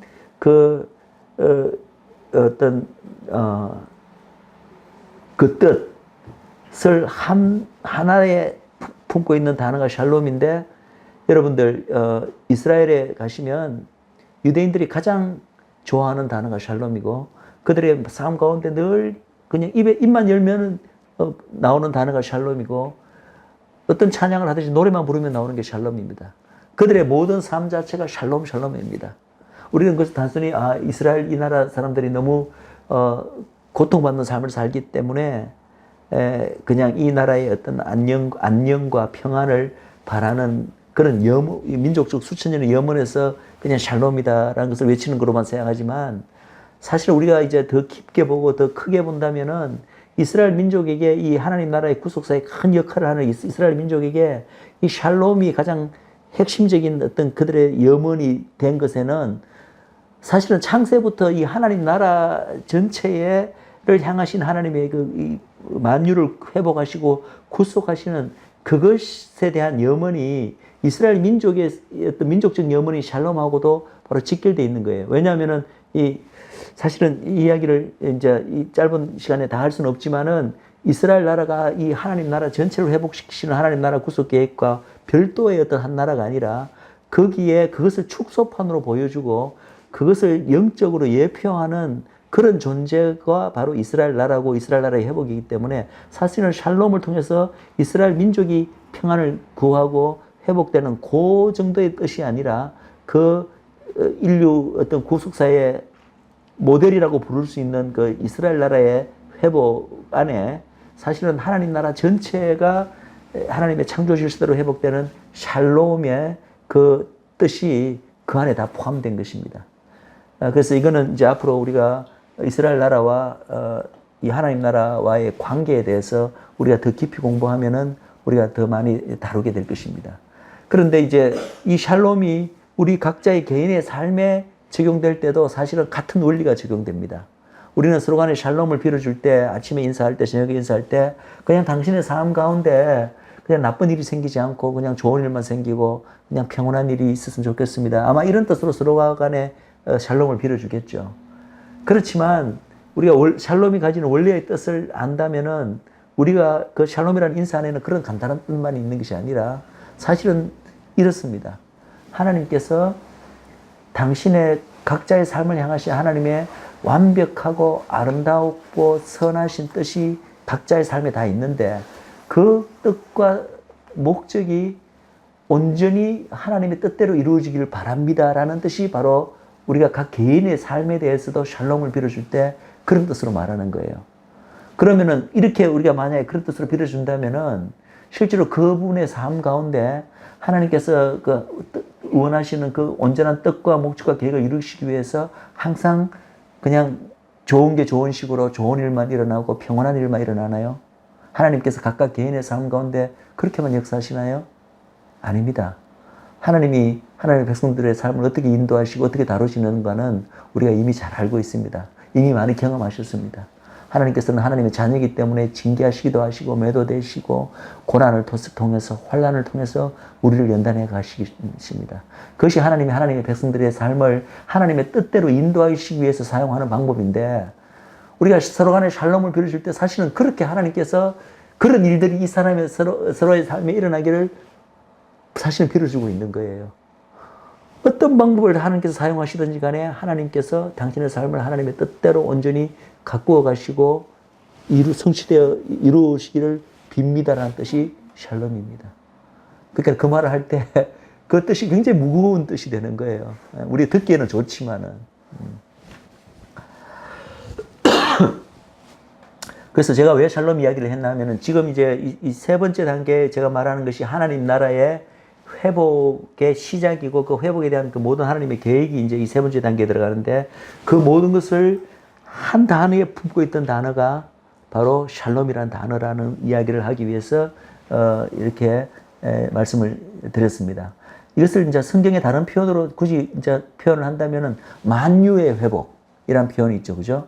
이 만유의 회복이 바로 샬롬이라는 단어 하나에 담겨 있다고 보면 되겠습니다.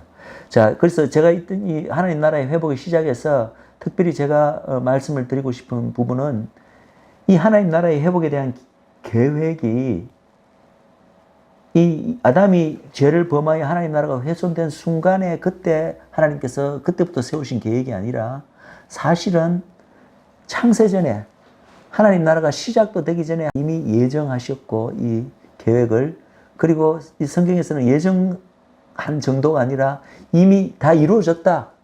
끝이 났다. 언제? 창세전에.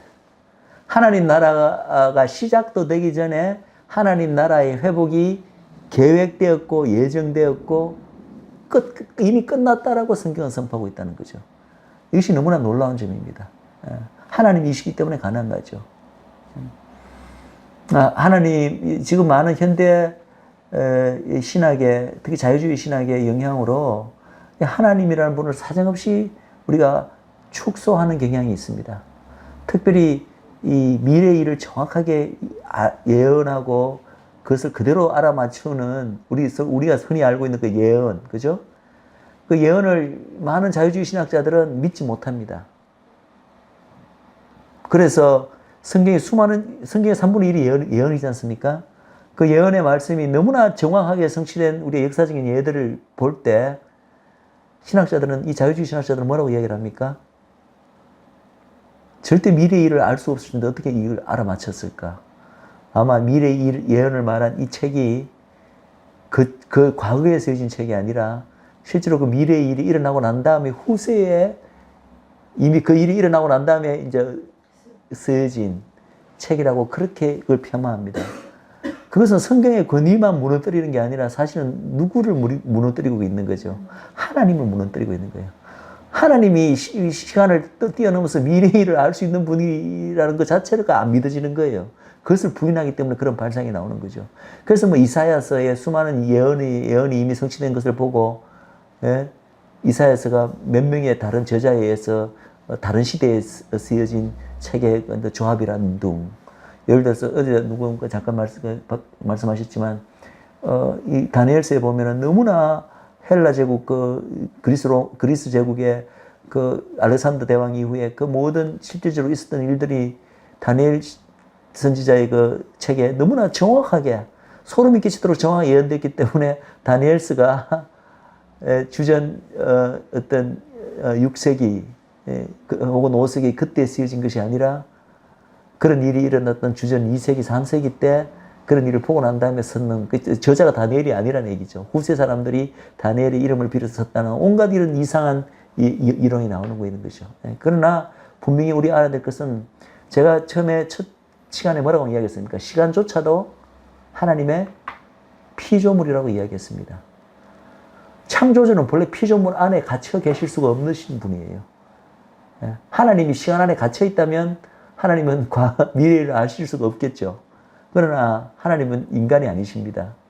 창조주시고 바로 시간을 창조하신 분이기 때문에 시간 밖에 계시는 분이에요. 시간 밖에 계신다는 말은 시간의 처음과 끝을 동시에 보시는 분이라는 얘기예요. 우리 인간은 시간 안에 갇혀있기 때문에 절대 과거는 겨우 조금 기억하고 미래의 1초 1도 알 수 없는 존재입니다. 그러나 하나님은 이 시간이라는 하나의 선으로 표현한다면 아예 선 밖에 계시는 분이에요. 어떤 분은 이제 뭐 그냥 우리의 시각적인 이해를 돕기 위해서 인간에게는 이 시간이 일직선으로 흐르는 하나의 라인이고 인간은 그 라인 위에 있는 존재라서 결코 앞을 바라볼 수 없다고 하지만 하나님 앞에서는 하나님 안에서는 이 시간이 둥그런 원과 같다는 거예요. 그러면 하나님은 이 원 위에 계시는 분이 아니고 원의 중심에 한가운데 계셔서 시간의 처음과 끝을 혹은 앞뒤 좌우로 원하시는 대로 얼마든지 동시에 보실 수 있는 분이고, 그리고 얼마든지 본인이 원하시면 그 시간 안으로 실제로 뛰어들어서 인간처럼 같은 시간대에서 보내시기도 하시고, 또 필요하시면 언제든지 그 시간의 라인 밖으로 다시 오시는 분이 바로 하나님이라고 이야기하는 거죠. 실제로 하나님이 시간 밖에 계시다가 인간의 시간 안으로 뛰어들어온 사건이 있습니다. 그걸 예수 그리스도의 이 땅에서의 초림 사건이죠. 그래서 이 하나님의 나라라는 큰 걸 봤을 때 우리는 인간은 지금 그 단계 안에서 살아가고 있지만 이 처음에 창조부터 시간을 만드실 순간부터, 즉 하나님 나라의 시작부터 이 모든 구속사를 완성시키시고 하나님 나라에 끝날 때까지 이 모든 이 시간 밖에 하나님께서는 계시는 분이기 때문에 미리 창세 전부터 이 시간이 어떻게 흘러가고 어떻게 일이 끝날까 하나님께서 모든 것을 미리 알고 계신다는 거예요.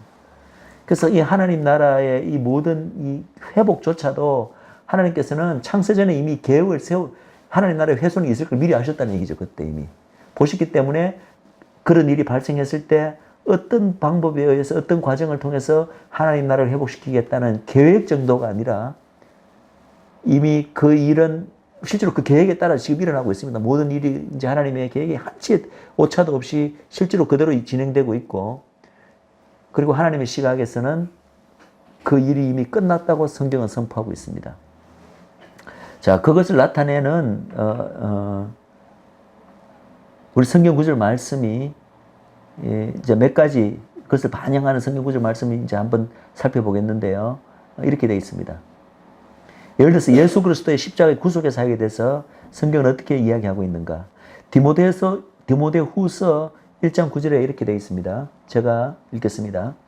하나님이 우리를 구원하사 거룩하신 소명으로 부르심은 우리의 행위대로 하심이 아니요 오직 자기의 뜻과 영원 전부터 그리스도 예수 안에서 우리에게 주신 은혜대로 하심이라.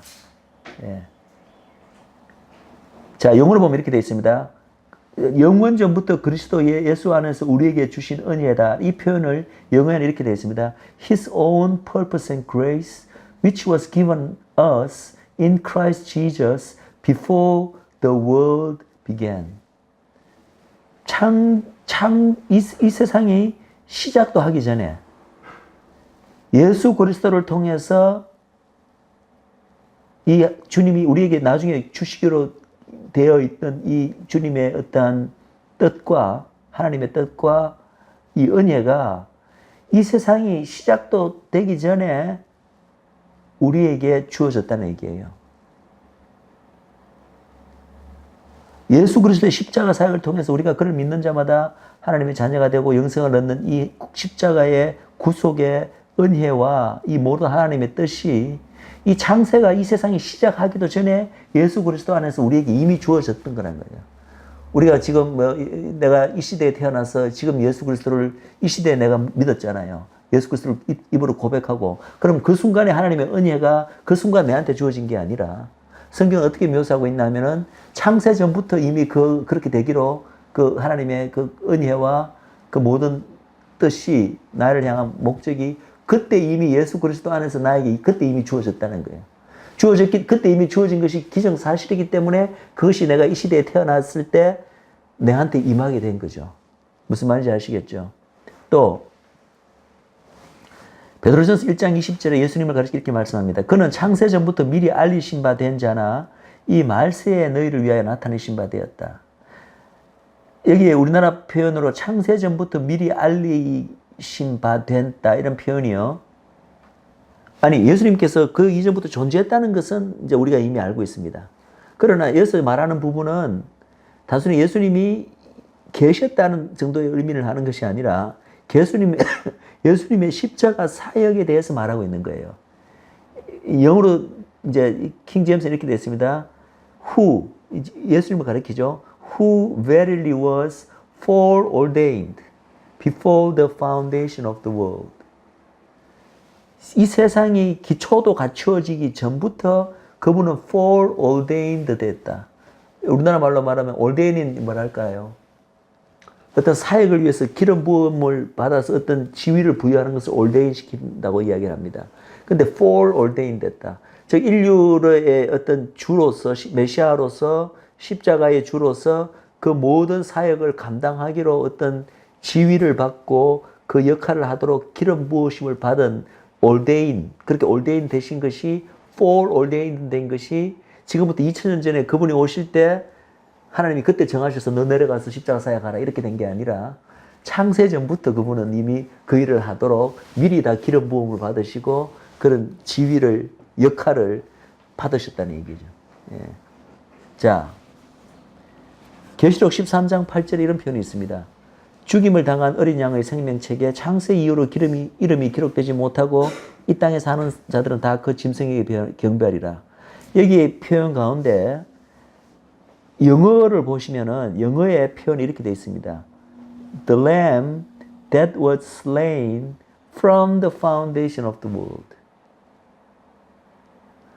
죽임을 당하신 어린 양, 그분이 slain from the foundation of the world. 성경은 어떻게 말하고 있냐면 그분은 창세 전부터 죽임을 당하신 분이라고 표현하고 있어요. 이 표현이 이해가 되세요? 그분이 우리에게는 언제 슬레인 다 죽으셨습니까? 지금부터 2000년 전에 인간의 몸으로 오셔서 십자가에서 그때 슬레인 됐잖아요. 근데 성경은 어떻게 표현하고 있냐면 그분이 창세 전부터 이미 슬레인 된 분으로 표현하고 있다는 거예요. 그건 뭘 의미합니까? 아까 말한 그분의 이 모든 십자가 사역과 어린 양으로 오셔서 우리 죄 때문에 죽으시는 이 모든 사역이 창세 전에 벌써 이미 그렇게 되기로 이미 결정되었고 끝나버렸기 때문에 이제 때가 되어서 하나님의 시간대 안에서는 그 일이 실제로 일어났다는 얘기예요. 그러니까 이 시간을 초월하고 계신 시간 밖에 계신 하나님의 시각에서는 우리한테야 예수님이 2000년 전에 죽으신 분이지만 하나님한테는 이미 천지 만물 천지 창조가 시작되기도 전에 예수님이 슬레인 반드시 그렇게 되실 거니까 후에 그 뜻대로 하나님 이미 정하신 계획대로 반드시 그렇게 될 일이기 때문에 시간 밖에 계시는 하나님한테는 지금부터 2000년 전에 죽으신 분이 아니라 창세 전에 이미 죽으신 분이라는 거예요. 예수님이. 예. 또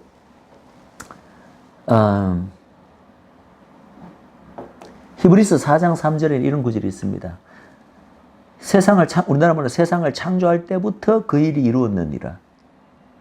영어로는 His works were finished from the foundation of the world. 여기서 말하는 finish, 끝났다는 His works는 뭘 가리킵니까?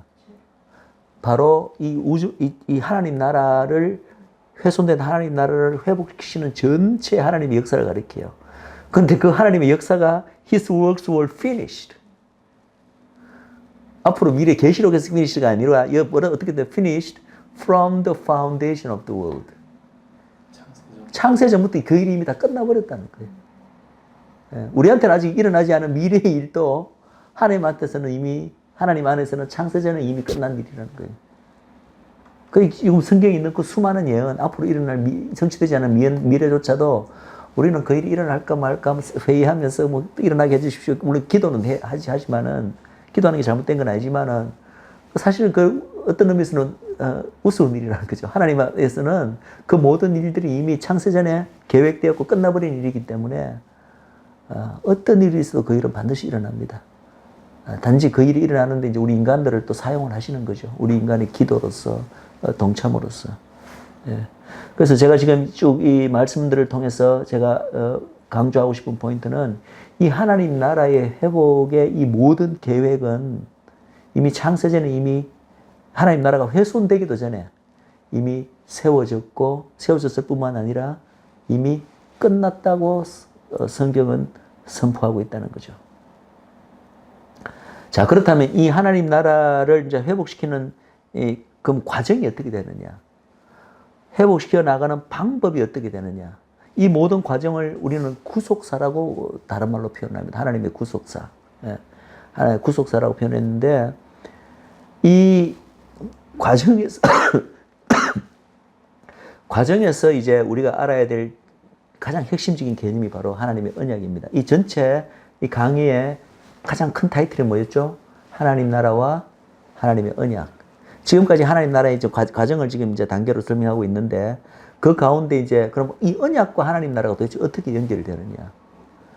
이 언약이라는 것은 하나님께서 이 하나님 나라를 회복해 나가는 과정으로, 그 방법으로 하나님께서 정하신 방법이 바로 언약이다. 즉, 다시 말해서 하나님께서는 하나님 나라, 훼손된 하나님의 나라를 일련의 언약들을 통해서, 그리고 그 언약을 받은 사람들, 그 그룹의 사람들을 언약 백성이라고 부르는데, 하나님의 언약 백성을 통해서, 그리고 또 중요한 것은 궁극적인 언약의 실현인 예수 그리스도의 사역을 통해서 이 훼손된 하나님 나라를 이룩하신다. 자, 지금 예수 그리스도 제가 이야기를 잠깐 했는데, 이 하나님 나라를 회복시켜 나가는 방법이 인간들에게, 그 소위 언약 백성들에게 하나의 언약이 아닙니다. 제가 일련의 언약들이라고 표현을 했습니다. 여러 개의 언약을 하나님께서 주권적으로 주시고, 그 언약들을 이루어 나가는 그 과정을 통해서, 그 방법을 통해서 하나님께서 이 하나님 나라를 회복시킨다는 거죠. 그럼 이 언약을 이루어 나가는 과정에서 첫 번째 중요한 것은 언약 자체가 중요하고, 언약의 내용이 중요합니다. 예. 내용이 중요한데, 그 모든 언약의 내용의 핵심은 뭐냐 하면은, 즉 언약의 주체라고 부를 수 있죠. 핵심은 바로 메시아입니다. 메시아. 그래서 모든 언약은 사실은 그 내용을 들여다보고 그 핵심을 들여다보면 전부 다 메시아와 연결이 되어 있습니다. 바로 하나님의 독생자 메시아를 통해서 이 일그러진 하나님의 나라를 회복시키겠다는 것이 바로 모든 언약들의 중심입니다. 그래서 모든 언약은 메시아 언약이다. 예.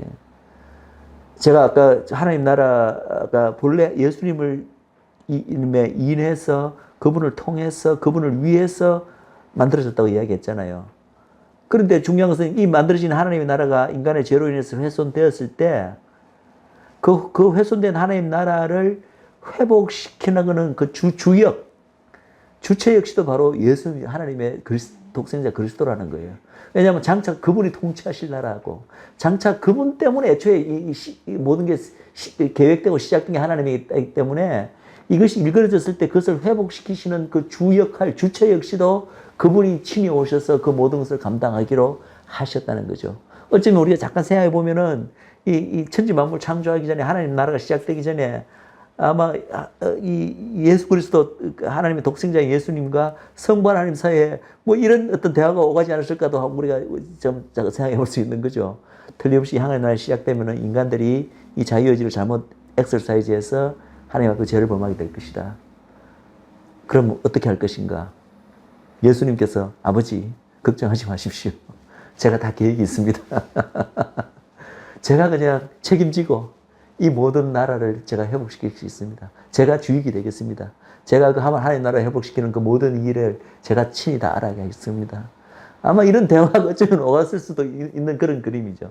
그래서 이 하나님 나라를 회복시키시는데 언약이 굉장히 중요한 역할을 하는데 그 언약의 모든 언약은 한마디로 쉽게 말하면 약속이잖아요. 그 약속된 가장 주체, 그 핵심은 바로 메시아라는 거죠. 바로 독생자 그리스도인데 우리 보통 언약을 얘기할 때 그 정도까지만 얘기를 합니다. 그런데 여기서 또 세 번째로 중요한 하나의 요소가 있어요.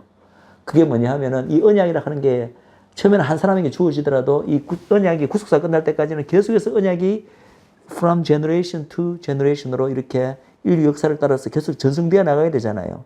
이어져 나가야 되잖아요. 그 역할을 누가 하는가? 남은 자지만 쉽게 말해서 언약 백성입니다. 그래서 언약을 그 다음 제너레이션으로 캐리해 나가는 이 언약의 라인, 언약 백성이 하나님 나라 회복에, 이 언약이 하나님 나라를 회복시키는 하나님의 방법이라고 그러죠. 굉장히 주도적인 역할을 하게 됩니다. 전체 주인공은 누구냐면은 메시아입니다. 그거는 뭐 이름 말할 필요도 없습니다. 그러나 메시아도 중요하지만 그분을 도와서 하나님의 구속사를 이루어나가는데 하나님께서 천사나 뭐 메시아 혼자서 다 하도록 하시는 게 아니라 하나님의 백성들이 거기에 굉장히 주도적인 역할을 하도록 애초에 하나님께서 그렇게 정하셨다는 거예요. 예. 그래서 언약 백성이 굉장히 중요한 역할을 한다. 이 언약 백성이 이제 성경을 보시면 제가 이제 구체적으로 언약을 이렇게 좀 이따 공부하다 보면은 다른 어떤 명칭으로 불리게 됩니다. 그래서 이 구속사 전체를 통괄하는 이 언약 백성의 성경에 계속해서 등장하는 언약 백성의 다른 성경적인 명칭이 바로 여자입니다. 여자. 이제 그 부분은 제가 이제 조금 이따가 이제 좀 더 구체적으로 설명을 드리겠습니다. 그래서 어쨌든 이 하나님 나라 회복 과정에 그만큼 언약이 중요한 위치를 차지하고 이 관계를 분명히 아셔야 돼요. 도대체 하나님 나라와 언약은 무슨 관계 있는가? 쉽게 한마디로 표현하면 언약은 하나님 나라를 회복해 나가시는 하나님이 정하신, 주권적으로 정하신 방법, 과정이 바로 언약을 주시고 그 언약을 이루어 나가는 과정에서 하나님 나라를 이루어 나가신다. 이제 이해가 되시죠? 예. 그리고 이제 이 언약의 궁극적인 실현이자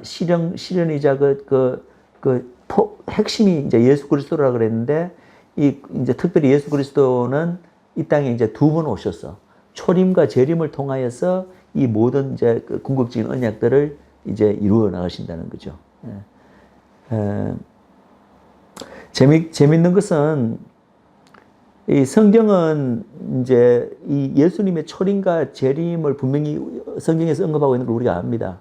근데 많은 성경에서 보면, 많은 구절에서 보면은 한 구절 안에 예수님의 초림과 재림을 동시에 언급하고 있어요. 그래서 우리는 이미 알고 있죠. 예수님의 초림이 이미 있었고 지금 벌써 2000년 정도 지났기 때문에 초림과 재림 사이에 최소한도 2000년의 갭이 있는 걸 우리는 알고 있습니다. 근데 이걸 우리가 모르고 예를 들어서 구약 시절에 우리가 이 구절을 읽으면요. 물론 이 구절이 각각 예수님의 초림과 재림을 의미한다는 걸 알기도 어렵지만 알아도 그 일이 이렇게 엄청난 시간 사이를 두고 일어나는 것을 못 알아차려요. 왜냐하면 한 구절 안에 있으니까. 그 구절만 읽으면 마치 동시에 일어나는 것처럼 또 보이도록 그렇게 묘사되어 있다는 거죠. 그러니까 이게 하나님의 구속사를 이루시는 하나님의 시간대와 우리 인간이 느끼는 시간하고는 엄청난 차이가 있는 거죠. 우리한테 엄청난 긴 시간이라도 하나님의 입장에서 보면 예언자를 통해서 주시는 그에 대한 예언을 주실 때는 마치 그게 어제 오늘 이루어지는 것처럼 그렇게 묘사되어 있다는 거죠. 예. 예. 자, 예를 들어서 시편 52편 14장 15절을 보면 이렇게 일부분을 보면 이렇게 되어 있습니다.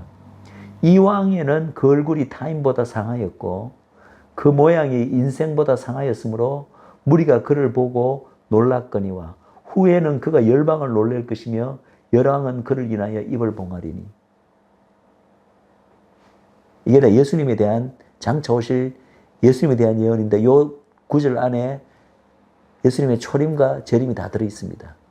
이왕에는 쭉 있고 중간에 뭐가 있었죠? 후에는. 이왕에는 예수님의 초림에 일어난 일들이 얼굴이 타인보다 상하고 모양이 인생보다 상하고 무리가 그를 보고 놀랬다. 예.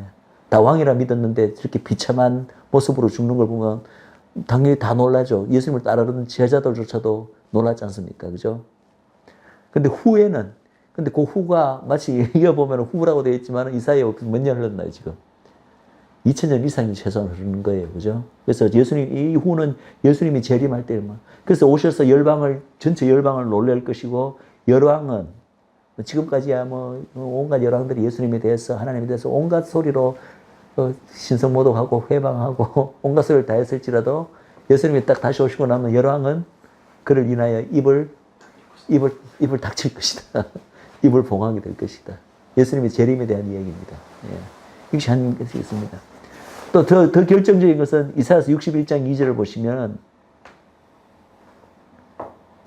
이사야서 61장 2절은 예수님께서 친히 인용하심으로써 굉장히 유명해진 얘기인데 한번 같이 한번 읽어보실까요?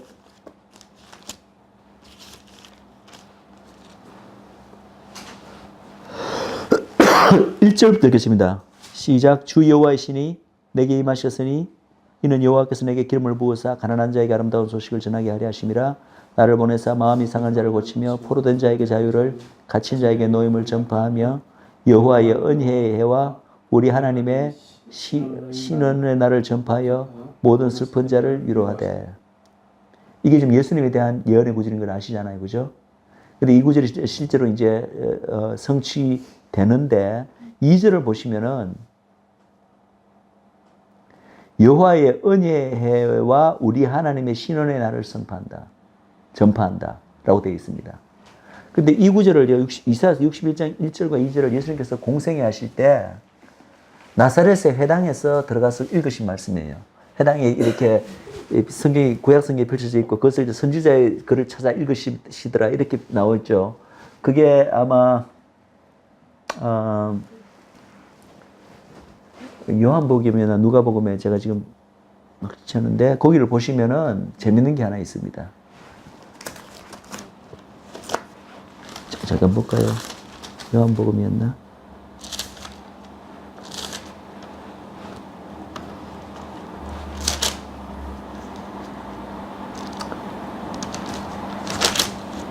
누가복음이 뭐예요? 누가복음을 보시면 여기 혹시 찾으셨으면 누가복음 앞에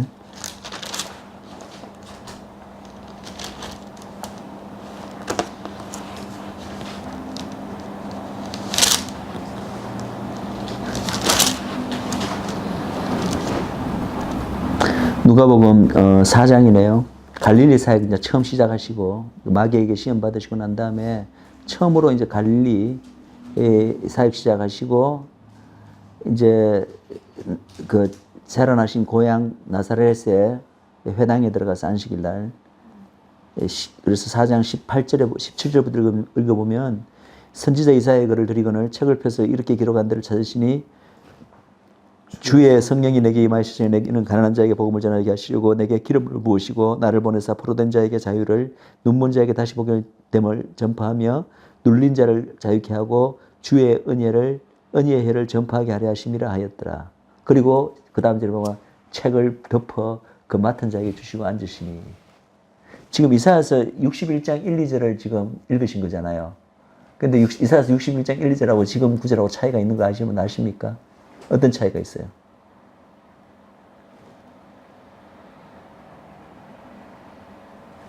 주의 성령이 내게 임하셔서 그거는 같이 그대로 있죠. 예. 주의 성령이 내게 임하셨다는 말은 그건 그대로 61장에는 주 여호와의 신이 내게 임하였다. 그건 같은 말이죠. 제일 중요한 부분이 하나 빠졌어요. 가난한 자에게 복음을. 그것도 그대로 있죠. 가난한 자에게 아름다운 소식. 여는 가난한 자에게 복음이 아름다운 소식이니까, 좋은 소식이니까. 쭉 읽어가보세요. 뭐 제일 중요한 게 하나 빠졌어. 회당에서 읽을 때는 뭐가 중요한 부분을 하나 빼뜨리고 읽으셨어. 주어 말씀하시는 어? 그러니까 나를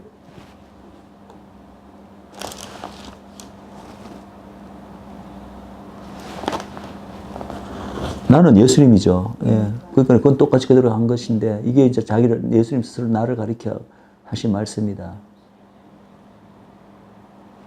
2절 보세요. 2절을 읽으시는데 2절에서 뭐하고 비교를 한번 해보세요. 읽으신 말하고 이사야서 2절하고.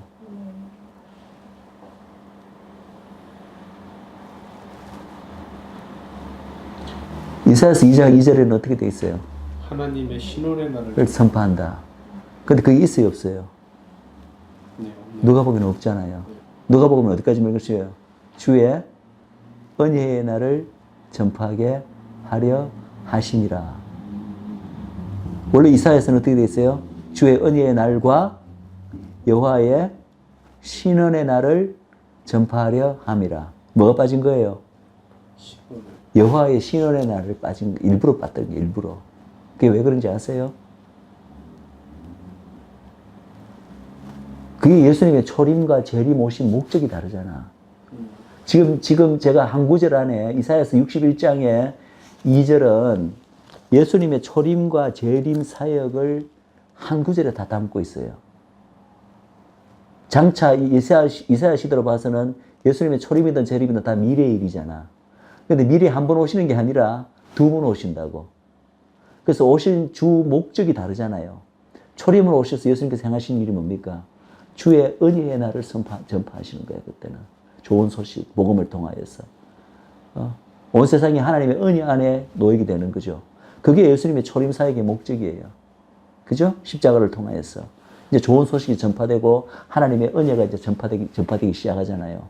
근데 재림으로 오실 때는 어떻게 되죠? 재림으로 오신 목적이 뭐예요? 크게 두 가지인데 그것도 회복이 있습니다. 재림하실 때 회복시키는 나라가 이스라엘 나라예요.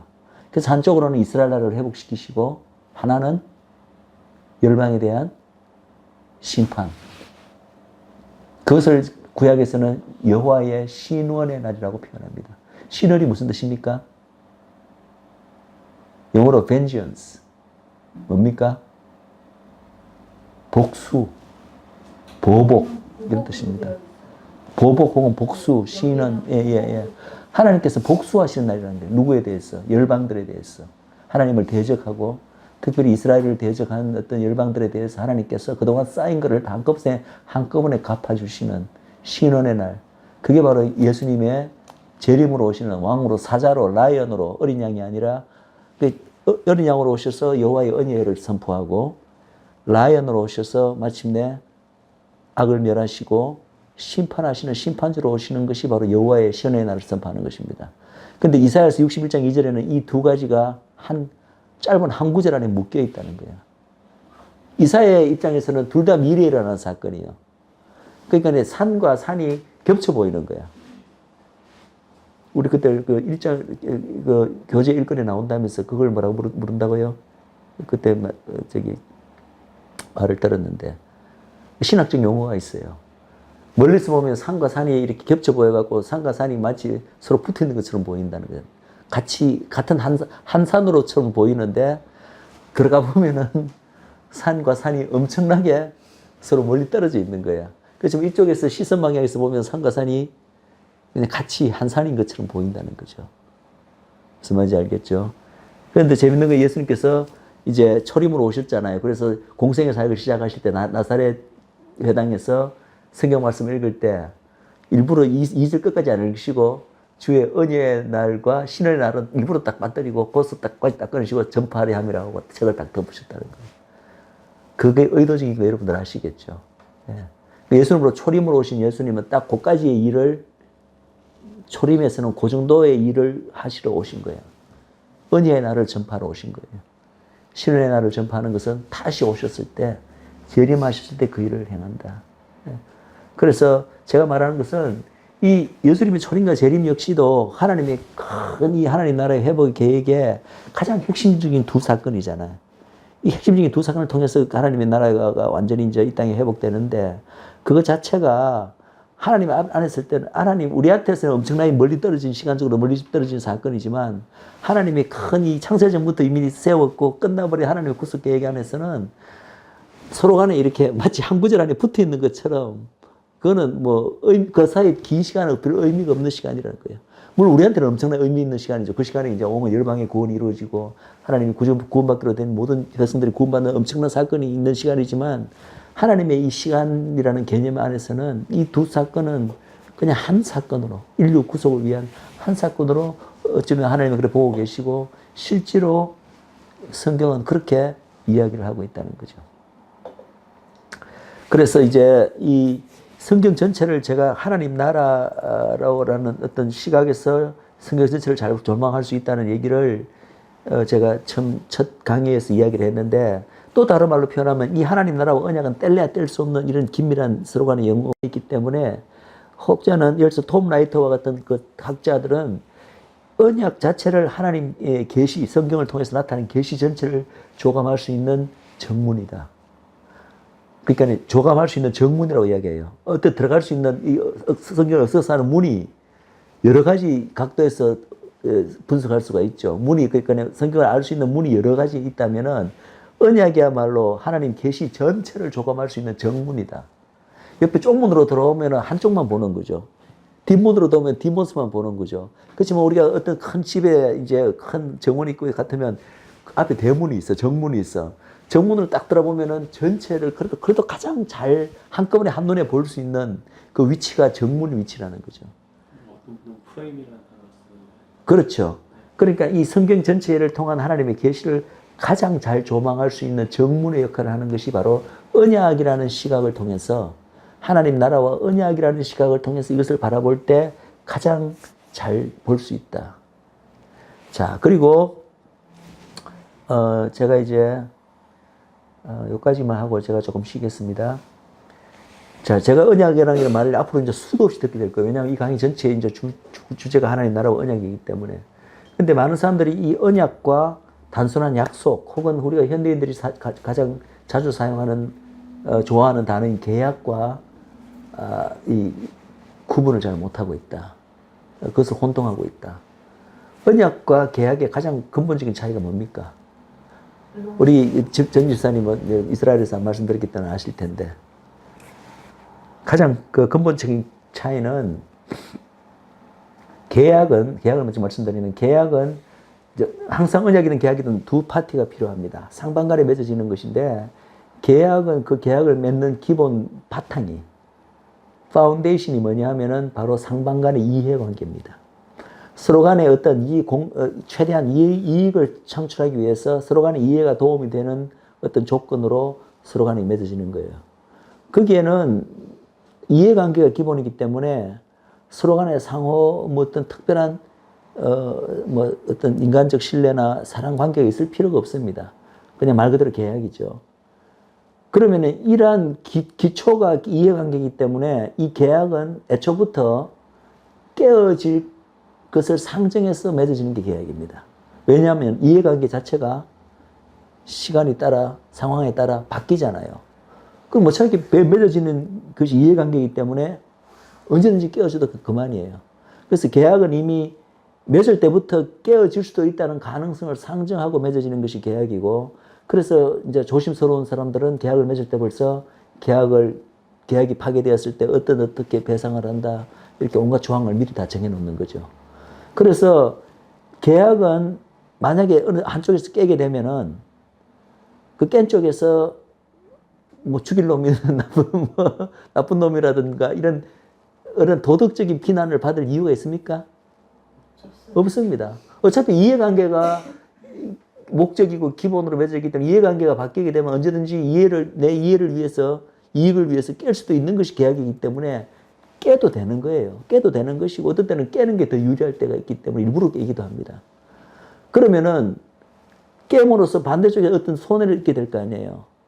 그 손해 입은 쪽에서 굳이 도덕적인 어떤 그런 비난을 할 필요가 없습니다. 그래, 너 깼냐? 그럼 이제 계약에 따라서 내가 손해를 입게 되니까 너가 깨므로써 너는 나한테 그에 대한 합당한 보상만 해주면 되는 거예요. 보상만 해주면 서로 간에 다 해피한 거예요. 서로 간에 이렇게 손가락질만 서로 싸울 이유가 없다는 거죠. 그것이 계약입니다. 근데 언약은 근본 맺어지는 그 바탕이 다른 거예요. 이해관계가 아닙니다. 언약은 뭐가 비롯되냐면 서로 상호 신뢰와 사랑이 기반이 됩니다. 그래서 애초부터 이 언약 관계는 맺어질 때부터 결코 깨어지서는 안 되는 관계를 깨어져서는 안 되는 거예요. 만약에 한쪽에서 이 언약을 깬다는 말은 서로 간의 상호 신뢰와 사랑의 어떤 그 관계를 깨는 것입니다. 거기에 대한 나의 커미트먼트를 저버리는 거예요. 그렇게 되면은 언약을 깬 쪽에 대해서 어떻게 되죠? 엄청난 도덕적인 비난이 가해지게 됩니다. 뭐 가해지는 정도에 애초부터 절대로 깨어져서는 안 되는 관계로 묶이는 것이 언약 관계입니다. 그래서 언약을 맺을 때 항상 피의 언약을 맺게 됩니다. 이제 우리 아브라함의 언약을 맺을 때 또 좀 더 자세히 설명하겠지만 고대 언약을 맺는 관계를 보면은 동물들의 실체를 동물들을 반으로 쪼개서 피가 낭자한 그 한가운데를 언약의 상반자들이 서로 통과하게 됩니다. 그 의미는 이 언약은 절대 깨어져서는 안 된다. 만약에 언약을 깨는 자가 있다면 이것은 단순히 도덕적인 비난 정도가 아니라 이 동물과 같이 쪼개져서 죽음의 대가를 피를 흘려야 되고 죽음의 대가를 치러야 된다. 절대 깨어질 수는 없다는 것을 나타내는 것이 바로 언약 관계입니다. 그래서 이 하나님께서 이 하나님의 나라를 회복하시고 인류를 구속하시는 그 방법으로서 이 인간들에게 언약을 통해서 인간과 언약 관계를 맺으심으로써 이것을 진행하는 것 자체가 이때 이 언약 관계는 우리가 그냥 인간과 인간 사이에 늘 맺는 이 계약 관계와는 근본적으로 다르다는 거죠. 그것을 우리가 이해하셔야 되고, 그리고 또 하나 이제 알아야 될 것은, 좀 요거 마저 정리합시다. 그래서 이 언약 관계에 일단 들어가게 되면요. 아까도 말씀드린 신뢰와 충성, 사랑이 그 바탕이 된다고. 그러면은 이 언약을 맺은 두 사람의 언약 관계를 맺으신 상방과는 상대방과 나 자체를 완전히 동일시하게 됩니다. 동일시되는 관계예요. 그리고 그 동일시된 관계는 서로 간에 전적인 어떤 신뢰와 사랑의 표시이기도 하지만 서로를 생명같이 생명을 서로 교환하는 관계예요. 우리가 이제 인간과 인간 사이에 맺은 언약 관계로 성경에 나와 있는 참 제일 최고 베스트 이그젬플이 뭐냐면은 다윗과 요나단과의 관계입니다. 다윗이 사울의 아들인 참 요나단이 다윗을 사랑하는데 자기 생명보다도 다윗을 더 사랑하였더라. 그래서 두 사람이 막 이렇게 겉옷과 허리띠와 무기를 서로 간에 교환하면서 언약 관계를 맺는 아름다운 모습들이 이제 거기 나오는데, 거기 보면은 이 모든 것들을 교환하는 것 자체가 그 사실은 영적인 의미가 있습니다. 그래서 예를 들어서 겉옷을 교환한다는 의미는 서로 간의 정체성을 교환해서 너가 내가 되고 내가 너가 된다.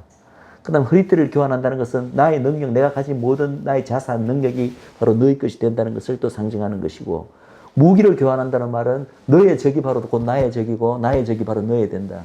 우리 박흥서 목사님 많이 이렇게 언약에 대해서 이야기하실 때 아프리카의 피그미족 얘기를 하셨던 것 같아요. 아주 힘센 부족이 이제 힘 약한 부족과 언약 관계를 맺지만 힘 약한 부족은 바로 힘센 부족이 곧 그 힘센 부족이 가진 모든 힘이 바로 자기 거야. 그래서 누가 와도 조금도 굴하지 않고 두려워하지 않고, 왜냐하면 생명을 교환한 게 있기 때문에. 근데 하나님과 우리의 관계, 우리와 그리스도의 관계, 교회와 그리스도의 관계가 바로 이 언약 관계라는 거예요. 우리는 예수님과 언약을 맺음으로써 바로 예수님의 가진 그 모든 하나님으로서의 그 어떤 그 모든 좋은 것들, 힘, 능력, 이 모든 것들이 바로 우리께 되는 거죠. 우리께 되는 것이고, 예수님 스스로가 십자가에서 우리와 피 언약을 맺을 때 어떻게 하셨어요? 우리와 아이덴티파이 하신 거 알잖아요. 이 언약은 기본적으로 상대방과 나의 자신을 아이덴티파하는. 그러니까 우리의 생명을 위해서 예수님께서 스스로의 생명을 내주시는 것 자체가 언약이기 때문에 그런 거예요. 언약 파트너의 생명이 내 생명이기 때문에 그 생명을 위해서 내 생명을 언제든지 내어줄 수 있는 관계가 언약 관계고, 심지어는 우리와 또 뭐도 아이덴티파 하셨어요. 우리가 지은 죄를 본인이 지은 죄로 다 가져가셨잖아요. 그 죄까지도 우리한테서 다 아이덴티파이해서 가져가신 거예요. 이것이 언약 관계의 본질입니다. 네 거, 내 거 재산이, 우리가 초대교회 때 뭐 재산을 다 공유하고 통유하는, 이것도 사실 아름다운 언약 관계의 한 일면인 거예요. 네게 따로 없고 내게 따로 없고, 내가 가진 모든 것이 너의 것이고 너의 가진 모든 것이 내의 관계. 완전히 상대방과 모든 것을 일치하는 이 관계가 바로 언약 관계고, 그것이 바로 하나님과 우리 인간이 맺기를 원하시는 언약 관계라는 거죠. 그럼 마지막으로 이 언약에 대해서 한 가지 더 말씀드리고 있는 것은, 왜 하나님께서 그럼 좀 어떻게 보면 조금 특별한 방법이잖아요.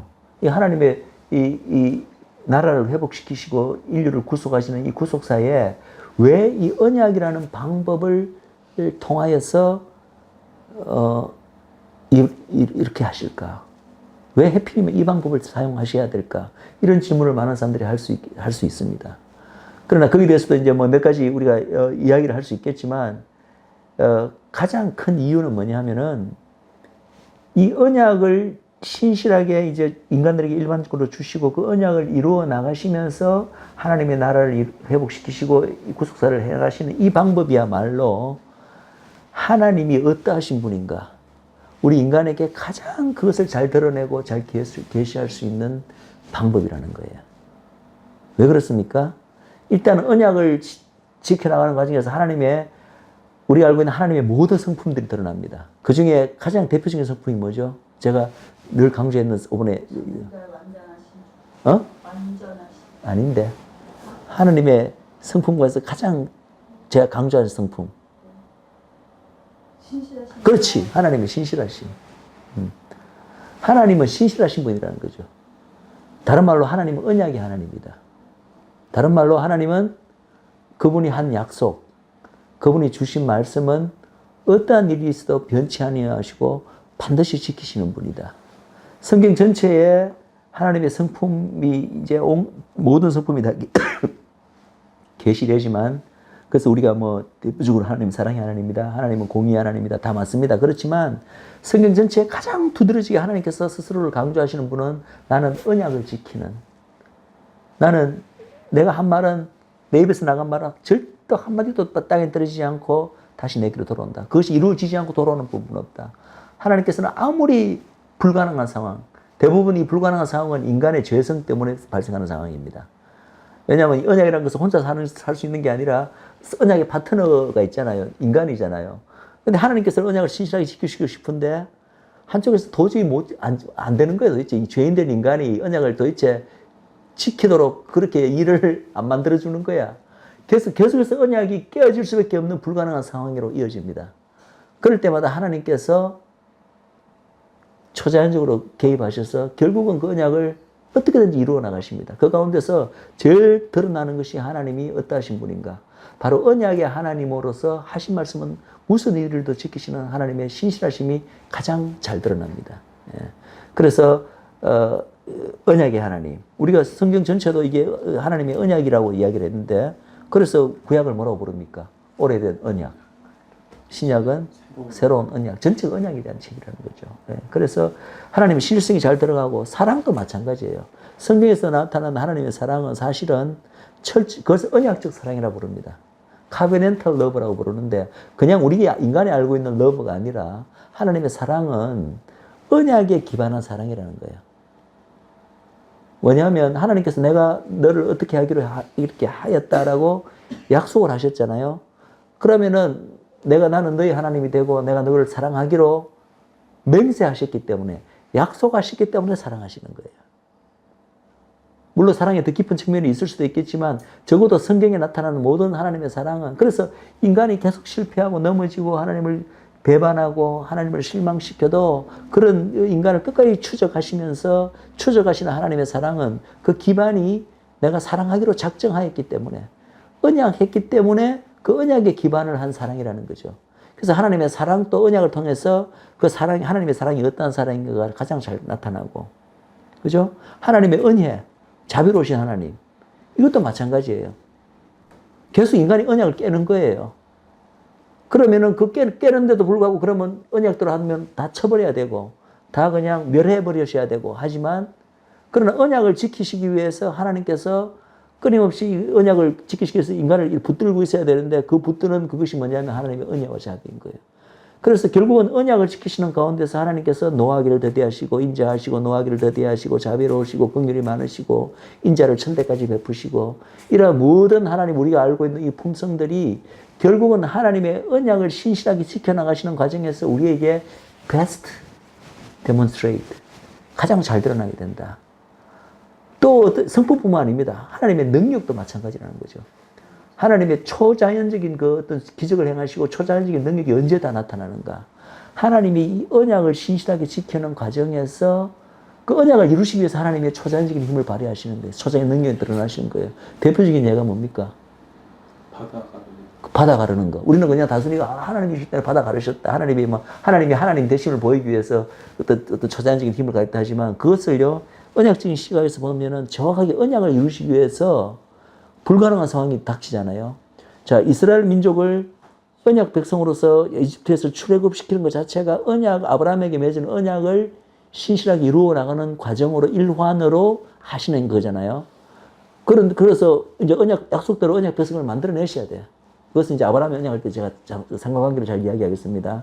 그거 자체가 이스라엘 백성의 탄생의 비밀 자체가 하나님의 아브라함에 향하신 그 언약을 이루시는 차원에서 이 백성이 탄생하는 거예요. 그런데 탄생하자마자 이 언약 백성을 다 죽이려는 시도가 있어. 바로를 통해서. 그게 누구의 시도일까요? 사단의 시도거든요. 그럼 하나님께서 개입하지 않으시면 이 언약 자체가 깨어져 버리는 거야. 아브라함에게 행하신 그 언약이 못 이루어지는 거야. 그 하나님께서는 개입하실 수가 밖에 없죠. 그 언약을 신실하게 지키기 위해서, 저 언약 백성을 지켜내기 위해서 개입하신 사건이 바로 홍해를 가르치는 사건이다. 그래서 그리고 마지막에도 예를 들어서 하나님께서 이렇죠. 우리가 성경에서 하나님이 어떠하신 분인가를 하나님의 무한하신 능력을 가장 대표적으로 잘 나타내는 사건이 금방 말했듯이 출애굽 사건입니다. 그래서 구약을 읽다 보면 늘 등장하는 표현이 하나님의 크신 팔과 능하신 손으로 그의 백성을 애굽에서 포로되었던 이 백성을 홍해를 가르치고 이끌어내서 이런 표현이 상투적으로 자주 등장합니다. 근데 예레미야서에 보면은 어떤 말이 나오냐면은 앞으로 하나님을 그렇게 애굽 땅에서 이렇게 크신 팔과 오른손, 능하신 오른손으로 이렇게 자기 백성을 불러냈던 그 하나님으로 부르지 않고 마지막 날에 온 열방이 흩어져 있던 하나님의 백성들을 고토로 불러들이는 그 하나님으로 이제 일컫게 될 것이다. 이런 말씀이 2번 나옵니다. 그 말은 무슨 말입니까? 마지막 날에 전세에 흩어져 있던 흩어진 유대인들을 고토로 기환시키실 때 드러나는 하나님의 그 모든 것, 성품일 수도 있고 신실함일 수도 있고 능력일 수도 있는 그것이 출애굽 사건, 홍해를 가르는 사건에서 나타났던 하나님을 대변하는 그 능력과 그것보다 더 훨씬 더 크다는 얘기예요. 그것이 더 크다는 얘기예요. 근데 어쨌든 홍해 사건이든 마지막 때 전 세계에서 고토로 유대인들을 귀환시키는 사건이든 그 두 가지 사건이 왜 일어났냐는 거죠. 근본적으로. 그 사건의 본질이 뭡니까? 하나님의 언약을 이루시는 거예요. 그 하나님의 언약을 이루시는 과정에서 하나님의 그 모든 성품뿐만 아니라 가장 핵심적인 성품인 신실하심과 그리고 하나님의 그 무한하신 창조주로서의 하나님으로서의 그 능력조차도 이 언약을 신실하게 이루시는 과정에서 우리 인간에게 가장 하나님이 어떠하신 존재이심을 가장 극명하게 잘 나타내 보여주실 수 있다.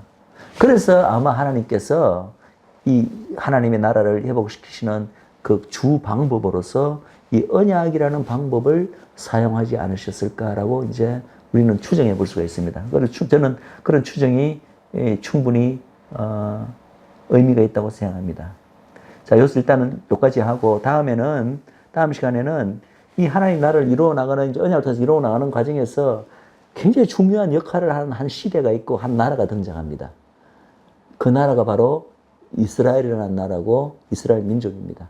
그것이 이제 예수님 특히 초림 오기 전에, 초림으로 오시기 전에 구약 시대를 의미하는 거죠. 모세 이후로, 출애굽 이후로. 그때 이 하나님 나라 회복이라는 전체 그림에서 도대체 구약 시대 이스라엘 나라가 어떤 포지션에 있고 어떤 역할을 감당하게 되는가를 좀 짧게 하고, 그 다음에 이제 예수님 이후의 단계로 제가 넘어가겠습니다.